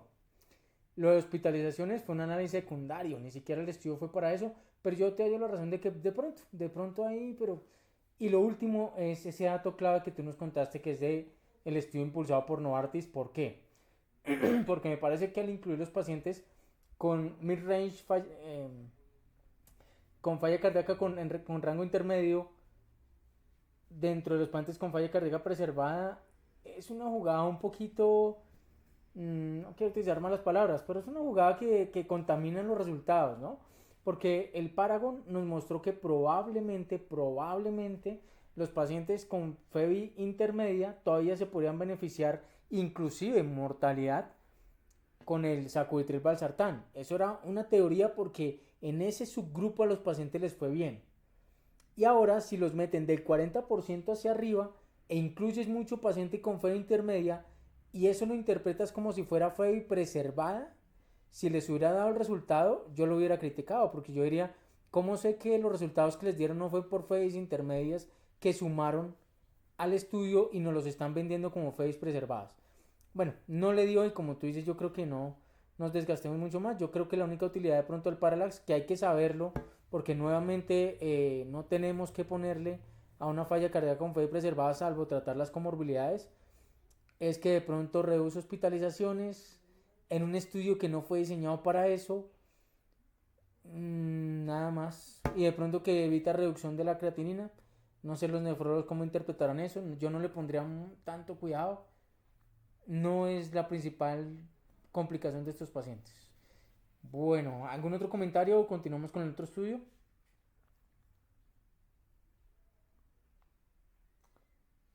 Listo, continuemos. Bueno, muy buenas noches ya. El siguiente estudio es el de DAPA-CKD, al igual que el estudio que acaba de presentar Igor de Parala, que no ha sido publicado hasta el día de hoy. Entonces nos basaremos principalmente en lo presentado en el Congreso y algunos otros artículos sobre el diseño del estudio. Algo de preámbulo, recordar que la enfermedad renal crónica es un importante contribuidor para la morbilidad cardiovascular, para las causas de muerte y que está asociado a una disminución en la calidad de vida. Pocos medicamentos han demostrado disminuir progresión de la enfermedad renal crónica. Uno de los más estudiados entonces recientemente son los inhibidores de contrasportador sodio-glucosa, que incluye la dapaglifosina, y han demostrado efectos favorables en otros ámbitos cardiovasculares y renales, principalmente en pacientes con diabetes mellitus. El DAPA-HF trial demostró ya que la dapaglifosina puede reducir el riesgo de deterioro de falla cardíaca o muerte asociado a causas cardiovasculares independiente de la presencia de diabetes. Entonces, pues lo que tomó en cuenta este estudio es una hipótesis de que la dapaglifosina podría preservar la función renal y mejorar estos desenlaces en la enfermedad renal crónica independiente de la diabetes. Entonces, como objetivos, pues lo acabo de mencionar. Algo importante es que estos pacientes en teoría deberían estar recibiendo el tratamiento estándar completo, que incluiría una dosis máxima tolerada de IECA o ARA2. El desenlace primario que evaluó fue un compuesto de disminución del más del 50% tasa de filtración glomerular, enfermedad renal crónica con requerimiento de terapia de soporte renal, muertes de causa renal o cardiovascular, y los desenlaces secundarios fueron un compuesto de disminución de la tasa de filtración, inicio de terapia dialítica y o muerte de causa renal. Otros también evaluaron fueron la muerte cardiovascular u hospitalizaciones por falla cardíaca y la mortalidad por todas las causas. Como criterios de inclusión para el estudio, entonces, tener en cuenta que se tomaron pacientes mayores de 18 años, la tasa de filtración oscilaba entre 25 a 75 mililitros por minuto, también había una excreción albúmina creatinina relación entre 200 a 5.000 miligramos gramo, y debían haber recibido una dosis óptima de IECAS o ARA2 por lo menos más de 4 semanas, a no ser que estuviera contraindicado. Para excluir del estudio, entonces, pues que fueran diabéticos tipo 1, algunas otras enfermedades renales como la nefritis lúpica o vasculitis asociadas a ANCAS, o que estuvieran recibiendo una inmunosupresión durante más de 6 meses previo al ingreso al estudio. Fue un ensayo clínico entonces aleatorizado, una aleatorización 1 a 1, los cuales pues el grupo de intervención iba a ser con dapaglifosina 10 miligramos una vez al día versus un placebo. El seguimiento es inicialmente a las 2 semanas, después 2 meses, 4 meses, 8 meses, de ahí en adelante cada 4 meses, y con una media de seguimiento de aproximadamente 2.4 años. Algo importante es que pues, se incluyeron 4.304 participantes y hasta aproximadamente un cuarto de pacientes de Latinoamérica, principalmente de Argentina y Brasil. Entonces fue un estudio llevado a cabo entre el 2017 al 2020. Realmente se suspendió o se detuvo antes de tiempo, dado la DMC ya por los resultados favorables recomendó detenerlo, ¿sí? Y en cuanto a la inclusión, pues eran 7.517 pacientes, de los cuales quedaron los 4.304, una muestra similar para cada grupo de intervención y control, y tener en cuenta que realmente la mayoría completaron el estudio y las pérdidas fueron no significativas. En cuanto a las características basales, podremos observar que el grupo de dapaglifosina versus el de placebo era bastante similar.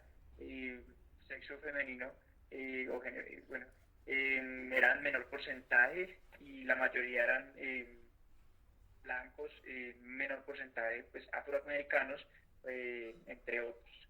La mayoría también tenían diabetes tipo 2, la presión media de ambos grupos era aproximadamente de 43. Este es otra tabla, de otro artículo que compara pues el DAPA-CKD con otros estudios que se están realizando en fase 3, que es el EMPA-Kidney y el FLOW, en los cuales en estos se está incluyendo la empaglifosina y el semaglutide con realmente intenciones de resultados o hipótesis similares a este estudio. Entonces pues los observaremos prontamente también. En cuanto al desenlace primario, que como mencionara la disminución de la tasa de filtración, el inicio de terapia de reemplazo renal, muerte renal o cardiovascular, lo que podemos observar es que pues a un seguimiento de 32 meses en el grupo de dapagliflozina se presentaron menor número de eventos, tomando en cuenta un hazard ratio de 0.61 con un intervalo de confianza del 95% y una P altamente significativa. Cambios secundarios o desenlaces secundarios, ya en cuanto a la tasa de filtración y solo la muerte renal, también vemos que la dapagliflozina a los 32 meses podría presentar hasta una disminución del riesgo de hasta 44% con una P nuevamente significativa. En cuanto a diálisis, trasplante renal y muerte de causa renal, pues también en la dapagliflozina hubo un menor porcentaje. El problema sí es que los casos realmente fueron muy pocos, entonces de pronto no serían tan interpretables en este aspecto.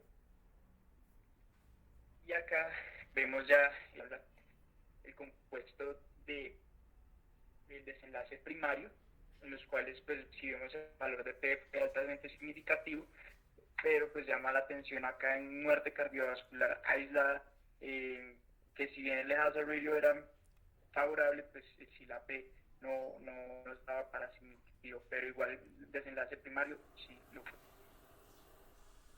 En cuanto a análisis por subgrupos, pues realmente tener en cuenta que los desenlaces se presentaron tanto en el grupo con diabetes tipo 2 y en los que no tenían diabetes, pero realmente pues en cuanto a los otros datos como la de proteínas o la tasa de filtración al ingreso, pues no presentaban valores estadísticamente significativos.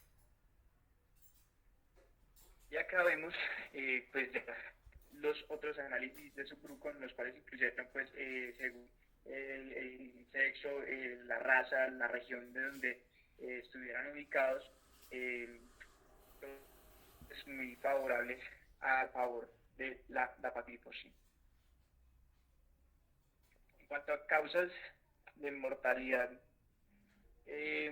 por cualquier origen, entonces realmente pues los datos que nos aporta en el Congreso nuevamente sigue a favor de la dapagliflozina.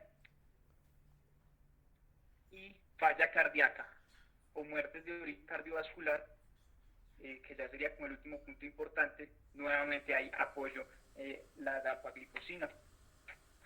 En cuanto a seguridad en desenlaces y el uso del medicamento, pues realmente el abordaje con dapagliflozina versus el placebo demostró desenlaces similares en ambos y pues no hubo problema en cuanto a esta parte de seguridad. Y pues las conclusiones realmente desde el medicamento es que pacientes con o sin diabetes tipo 2, la dapagliflozina comparada con el placebo podría tener un impacto en reducción de falla renal, reducción de muerte de cardiovascular, hospitalizaciones por falla cardíaca y pues algo de impacto en cuanto a supervivencia. Por último, que la dapagliflozina fue adecuadamente tolerada y un adecuado perfil de seguridad. Sí sería pues esperar a que realmente se publique el artículo como tal para ya analizarlo un poco más a fondo, pero pues esta es como la idea general que nos dio el estudio, muy en relación también a otros estudios en otros aspectos que ya han dado un aspecto bastante favorable a la dapagliflozina respecto a la parte cardiovascular y renal. Y esto ya es como el análisis que dieron los expertos al respecto, en los cuales pues quedan algunas dudas como que la ventaja en supervivencia realmente a qué se va a deber en este medicamento, pero que pues como mencioné hay otros estudios en fase 3 que tendremos prontamente y veremos si presentan los mismos resultados.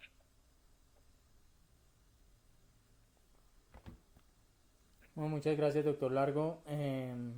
¿Qué comentarios tienen del estudio, muchachos?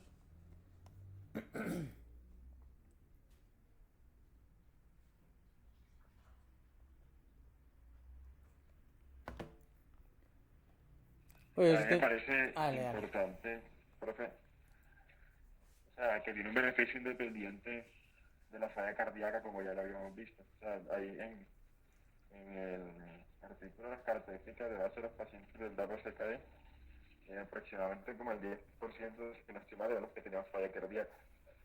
Entonces vemos este resultado que se representa bien en todos los subgrupos que mostraron, pero que fue independiente de la falla cardíaca, que es donde más lo hemos visto, fue presentado en los estudios previos.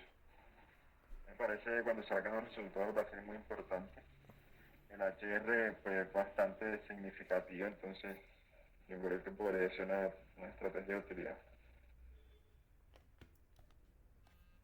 Bueno, hay varias cosas que de pronto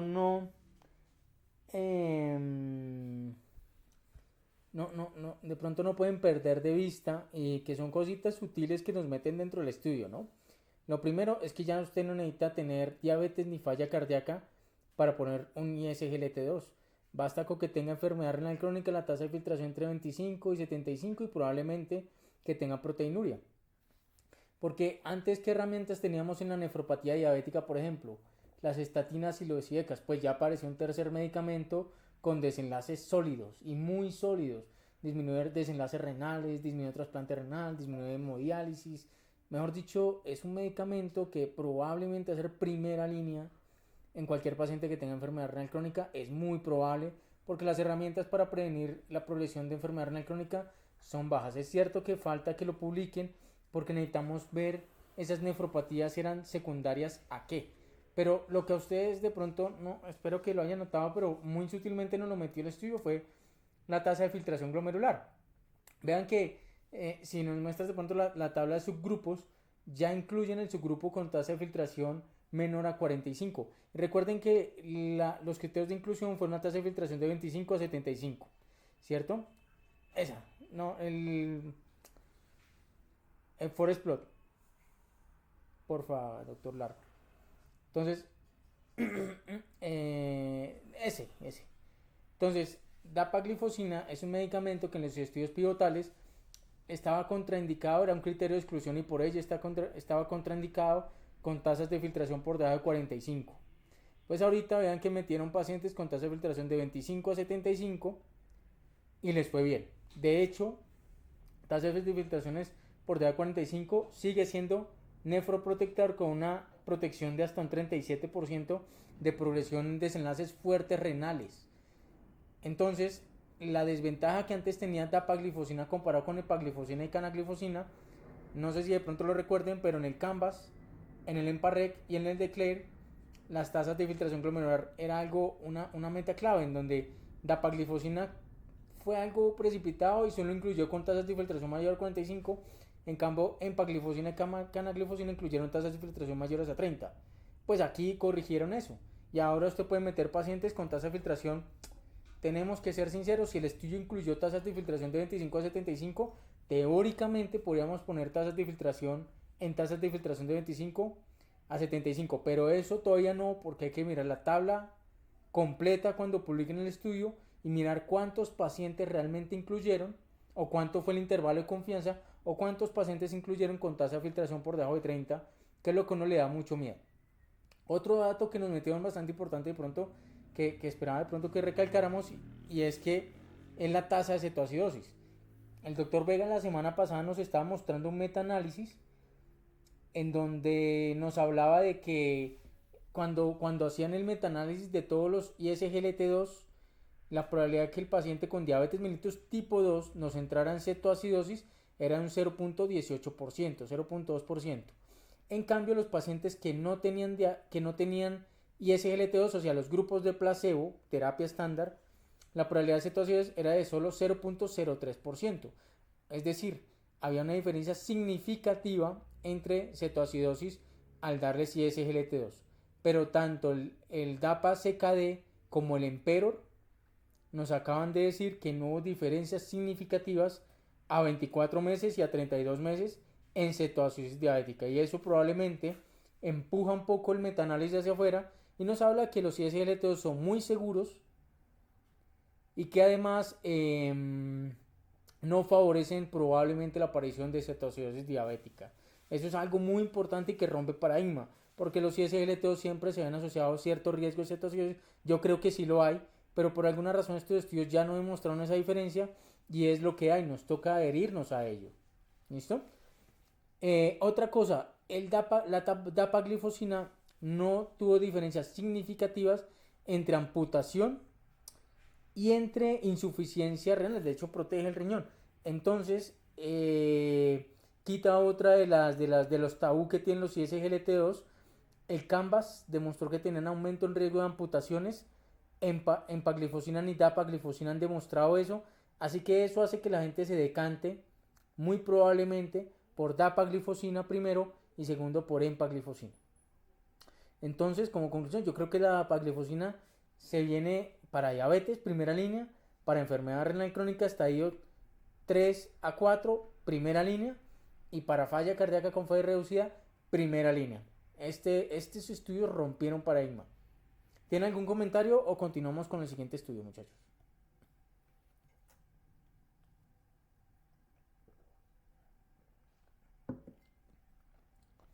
Bueno, continuemos con el siguiente estudio entonces. Este ya es el último estudio, el que viene, de la doctora Medina.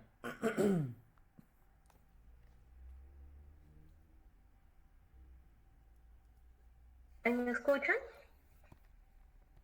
Sí, Lady, te escuchamos muy bien.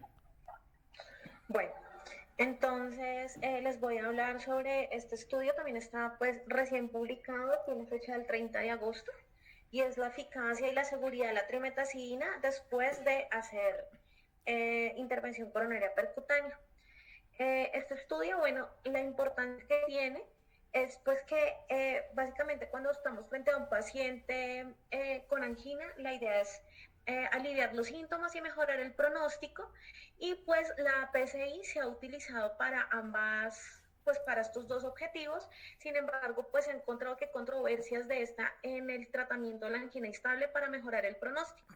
Entonces, en este estudio, lo que quisieron hacer fue hacer una evaluación del uso profiláctico de la trimetazidina, pues dado que no solamente el paciente con enfermedad coronaria pues tiene un compromiso macrovascular, sino que estos pacientes suelen también tener disfunción microvascular coronaria, inflamación y pues episodios de vasoespasmo.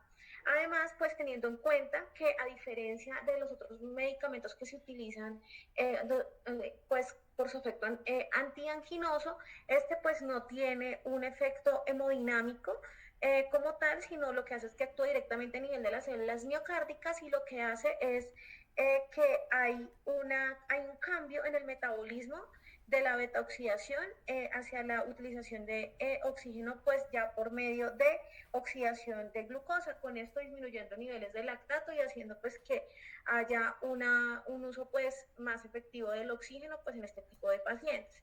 Entonces, en los desenlaces primarios y secundarios, como pues dice el título, es eficacia y también seguridad. Entonces, en cuanto a eficacia, el objetivo primario pues iba a ser un objetivo compuesto por tres cosas: muerte cardíaca, hospitalización por un evento cardíaco o una angina persistente o recurrente que lleve a tres escenarios, ya sea añadir, cambiar o aumentar la dosis de las terapias antianginosas, pues que vienen siendo usadas basadas en la evidencia que teníamos previamente, o que esta angina haga que el paciente tenga que hacer ya una angiografía. Y en los objetivos secundarios, entonces, son los mismos, pero adicionalmente la evidencia de que haya evidencia de isquemia documentada por imágenes de estrés que lleven a cambios en la terapia antianginosa, y también entre los objetivos secundarios pues va a estar la mortalidad por cualquier causa. En cuanto a la parte de seguridad, el objetivo primario va a ser la incidencia de un evento adverso emergente serio, y los objetivos secundarios pues van a ser los eventos adversos dados por anormalidades significativas en el electrocardiograma, síntomas neurológicos que básicamente van a ser secundarios a parkinsonismo, enfermedad de Parkinson, síndrome de piernas inquietas.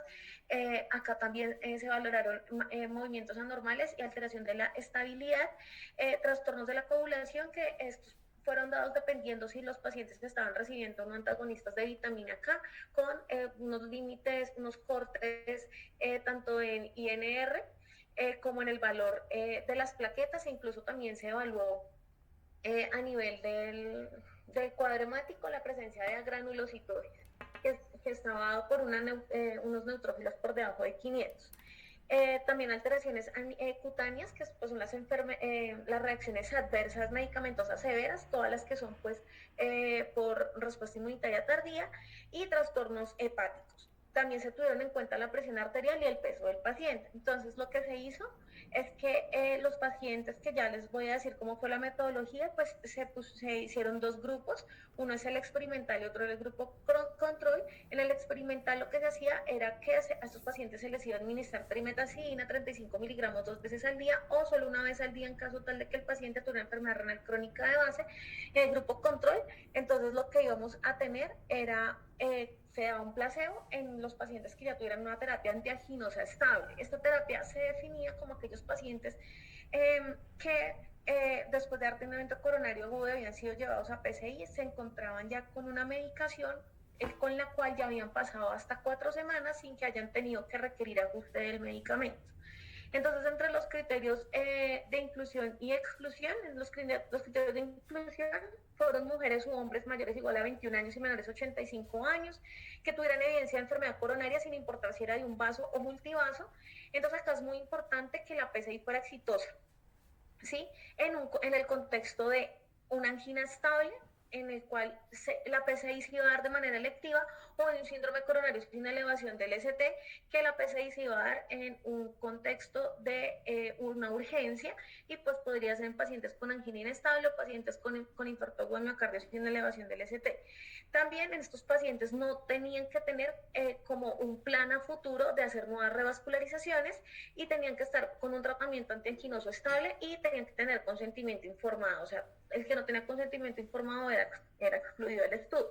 En los criterios de exclusión, entonces, si era una PCI, un paciente que nunca hubiera tenido dolor torácico, pues no podía ingresar al estudio. Si era secundario un infarto con elevación del ST, o que hubiera tenido en las últimas, o que en las siguientes 4 semanas de este infarto, pues fuera como de los pacientes que tal vez podrían ingresar al estudio, pues no, todo lo que fuera con elevación del ST se descartaba. Procedimientos relacionados a infartos de miocardio Q o a lesión miocárdica aguda por algún tipo de secundario, algún procedimiento, tampoco se tenían en cuenta. Que tuvieran adicionalmente entre los planes a futuro unas nuevas revascularizaciones, tampoco. Y los pacientes que tuvieran ya una falla cardíaca muy avanzada, enfermedad valvular severa, arritmia severa mal controlada, hipertensión arterial no controlada, falla renal severa y enfermedades neurológicas previas, también eran excluidas del estudio. También, si por algún motivo venían recibiendo tratamiento actual con trimetazidina o tenían antecedente de hipersensibilidad a la misma, y también si entre los antianginosos que usaban estaba la perexilina o la ranolazina, entonces estos pacientes no iban a estar. Entonces, este fue un estudio muy grande, se hizo en 27 países, es un estudio multicéntrico en 365 hospitales, fue aleatorizado, doble ciego, se hizo por grupos paralelos, controlados por placebo, y fue conducido por eventos. Entonces, pues los eventos era que se dieran en el contexto de una programada, una PCI electiva o urgente en un síndrome coronario sin elevación del ST, y a estos pacientes la idea era hacerle seguimiento por 2 a 4 años. El reclutamiento se hizo entre el año 2014 y el año 2015, y se dijo que pues el estudio estadísticamente tenía un poder del 85% para detectar un heart radio de 0.85. ¿Y qué tiene importancia este estudio? El problema fue que para poder hacer para abarcar el objetivo primario, no se alcanzó rápidamente, por lo cual el estudio tuvo que extenderse por 12 meses. Entonces lo que se hizo es que los pacientes,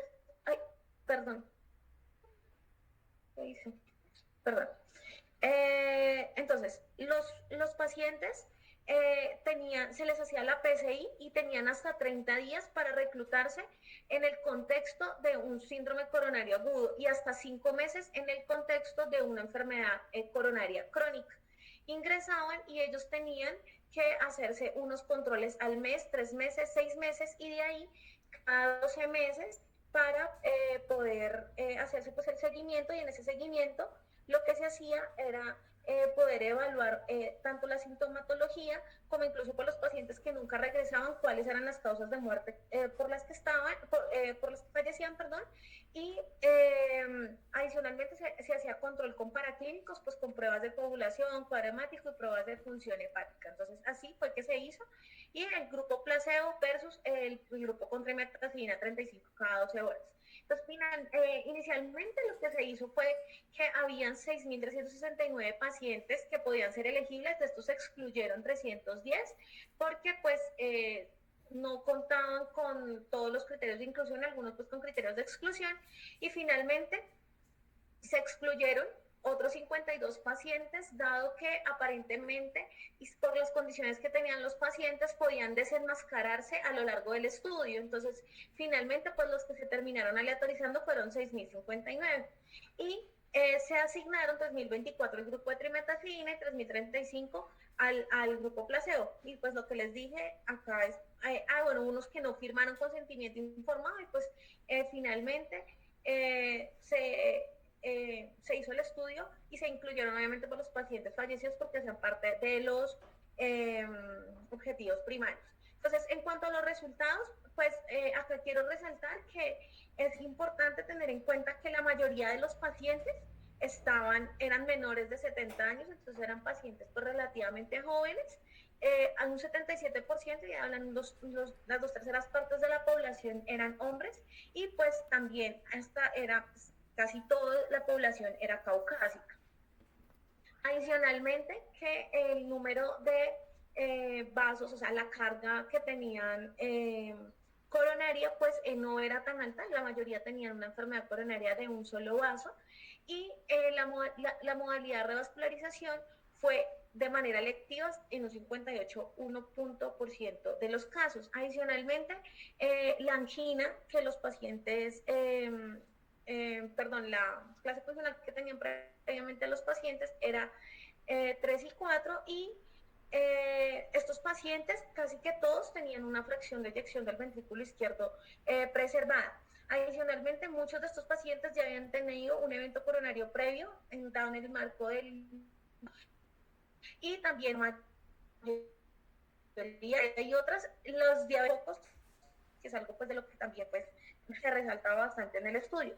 Y adicionalmente, estos pacientes, cuando empezaron ya como tal y fueron enrolados en el estudio, entonces casi todos, como podemos ver, tenían un tratamiento antiplaquetario pues completo, están en terapia hipolipemiante, y el principal que se utiliza del estudio eran los beta bloqueadores. Ya como tal, para hablar de los resultados, entonces pues aquí empieza como pues la parte desalentadora del estudio. Como podemos ver, pues si se comparan los dos grupos, realmente los resultados del objetivo primario pues fueron similares en ambos grupos, de la trimetazidina y el grupo placebo, con un 23.3% en general, teniendo en cuenta los tres resultados.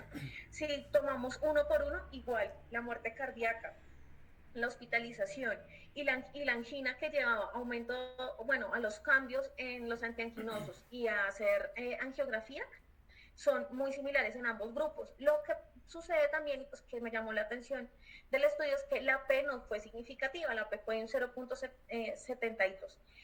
Y si vemos acá, Kaplan-Meier está superpuesta una curva en la otra, pues por lo que demuestra que no hay resultados, no hay diferencias de ambas estrategias. En cuanto a los resultados, donde ya vemos mortalidad por cualquier causa, y incluso hasta cáncer estaba ahí, también vemos que el grupo latrimetazidina versus el grupo placebo, pues tienen porcentajes de incidencia muy parecidos, y incluso en el estudio dicen que como tal no hallaron una P para cada una, pues dado que los desenlaces primarios pues no fueron significativos, pero lo que podemos ver haciendo las comparaciones de todos es que realmente pues no hay diferencias entre los dos. En el análisis por subgrupos, entonces, a pesar de que uno de pronto pudiera ver, digamos acá, si el paciente es diabético, el uso de la trimetazidina, pues lo que podemos ver es que las PES ninguna es significativa, entonces pues realmente no hay ningún tipo de ventaja que nos muestre frente a un subgrupo, sí, una ventaja del uso de la trimetazidina versus el grupo placebo. Eso es en cuanto a la parte de efectividad. En cuanto a la parte de seguridad, como podemos ver acá, y pues lo que más de pronto preocupaba a los investigadores era los efectos adversos a nivel neurológico, pues como podemos ver, tanto la trimetazidina como el grupo placebo pues tienen unos porcentajes de incidencia de estos eventos adversos pues muy similares, lo mismo en los trastornos de la coagulación, y finalmente en los otros pues efectos que no eran pues tan relevantes, pero que se iban a tener en cuenta, pues los valores son muy similares. Entonces la discusión de los autores fue que no se redujo el riesgo de eventos cardíacos comparado con placebo, la PCI fue exitosa y tuvo mejores resultados de lo que realmente ellos pensaban, porque pues por antecedentes previos, pues muchos de estos pacientes que habían sido llevados a PCI al año o 2 años reiniciaban nuevamente con su sintomatología anginosa. Pero pues acá, debido a que esa angina no se presentó de manera rápida, pues por eso fue que tuvieron que prolongar 12 meses más el estudio. La muerte cardíaca ocurrió en 2.4% del total de la muestra, el infarto miocardio no fatal en un 4.1% en un seguimiento de 4 años. La angina es infrecuente, sin diferencia entre ambos grupos, y no se asocia con ninguna ventaja en seguridad, y la incidencia es baja de eventos adversos pues, de medicamentos. ¿Qué pasa? Y pues la manera que tal vez ellos justifican este tipo de resultados es la siguiente. Primero, que los estudios previos eran de antes del 2013. Entonces, actualmente la tecnología y los stents han mejorado, entonces pues que tal vez esa sea una de las causas. Lo otro es que estos pacientes eran más jóvenes que los tenían una carga aterosclerótica más baja, pues que la mayoría de estos pacientes tenían una enfermedad solamente de un vaso. La mayoría, hasta el 85%, pues tenían una terapia preventiva de alto uso previo al inicio del estudio, pues todo esto también basado en que pues ahora hay más adherencia a las guías de tratamiento en los pacientes pues con enfermedad coronaria. Se utilizaron pacientes con PCI exitosas, entonces lo que dicen es que en muchos estudios anteriores lo que se hacía es que muchos de esos pacientes no se les había hecho PCIs como tal exitosas, y pues quedaban, requerían una segunda intervención. Estos pacientes, pues según lo que ellos pues decían ahí, tal vez habían tenido de biopsia una manera en que habían desarrollado un flujo colateral pues de manera efectiva, y que se había una estabilización de las placas coronarias también pues gracias a ese tratamiento, pues casi todos recibían hipolipemia antes y estaban recibiendo la antiagregación. Pues la trimetazidina pueda tener un campo pues en los pacientes que digamos tienen un episodio isquémico importante, digamos que tengan un antecedente de enfermedad coronaria, como cuando están haciendo pues ejercicio, dado pues su mecanismo de acción, y pues que los resultados que se dan acá son válidos para la dosis que se utiliza acá, pues que tal vez utilizando otras dosis pues los resultados sean diferentes. Y hay un estudio que se hizo para la rasolicina, y dio PCI y fue similar. Entonces, pues finalmente las conclusiones es que el resultado a largo plazo en pacientes con PCI que sean exitosos para síndromes coronarios agudos sin elevación del ST, que reciben tratamiento basado en guías, pues va a ser mejor de lo que pues, se esperaría. Que el uso profiláctico de la trimetacina añadido a las recomendaciones actuales no mejora resultados en pacientes con PCIs exitosas, no importa si fueron hechas de manera urgente o electiva, y no se identificaron aspectos relevantes respecto a su seguridad. Y pues eso es todo. Muchas gracias, doctora Lady, por ese artículo que me parece muy interesante. ¿Qué comentarios tienen, muchachos, del artículo?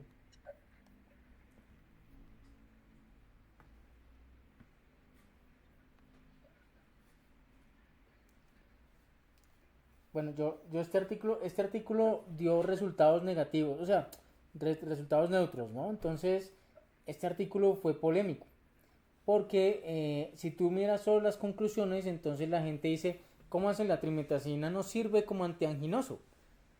No, ojo, y este artículo yo quería que lo revisáramos para que tengan claro 3 cosas cuando de pronto tratemos de interpretarlo o cuando lo discutamos con algún otro grupo, porque eso lo he visto que el error lo han cometido inclusive cardiólogos leyendas. Y es que, bueno, probablemente es porque no han leído completamente el artículo, pero la trimetacina es un medicamento antianginoso, está incluido en las guías, pero no es primera línea. En este artículo lo que estaba tratando de hacer el doctor Ferrari era poner trimetacina como primera línea de tratamiento para pacientes que se acaban de revascularizar en infarto sin inhalación de letra angina inestable, para ver si disminuía la probabilidad de angina o reintervenciones. Y le dio que no. ¿Por qué? Porque la conclusión que ellos dicen, porque hoy en día la terapia de PCI es tan buena que los pacientes no quedan haciendo anginas post-infarto. ¿Listo? Entonces, 2 moralejas. Son 3, pero las primeras 2. Este estudio no es en angina crónica post-infarto. Bueno, porque el paciente que nosotros estamos acostumbrados a dejarle trimetacina es el paciente que tiene beta bloqueador a dosis tope, probablemente tiene un nitrato o tiene ranolacina, dependiendo de la frecuencia cardíaca, la presión arterial, la disfunción renal. Y finalmente, si no tiene disfunción renal, si no tiene parkinsonismo, le metemos trimetacina, vean que es como la tercera línea, para ese paciente típico que no tiene opciones de revascularización, pero que sigue haciendo dolor torácico, o que tiene vasos que no se pueden intervenir porque el vaso es demasiado pequeño y no se le pudo poner un stent. Ese es un paciente muy distinto, es un paciente con angina refractaria, ¿listo?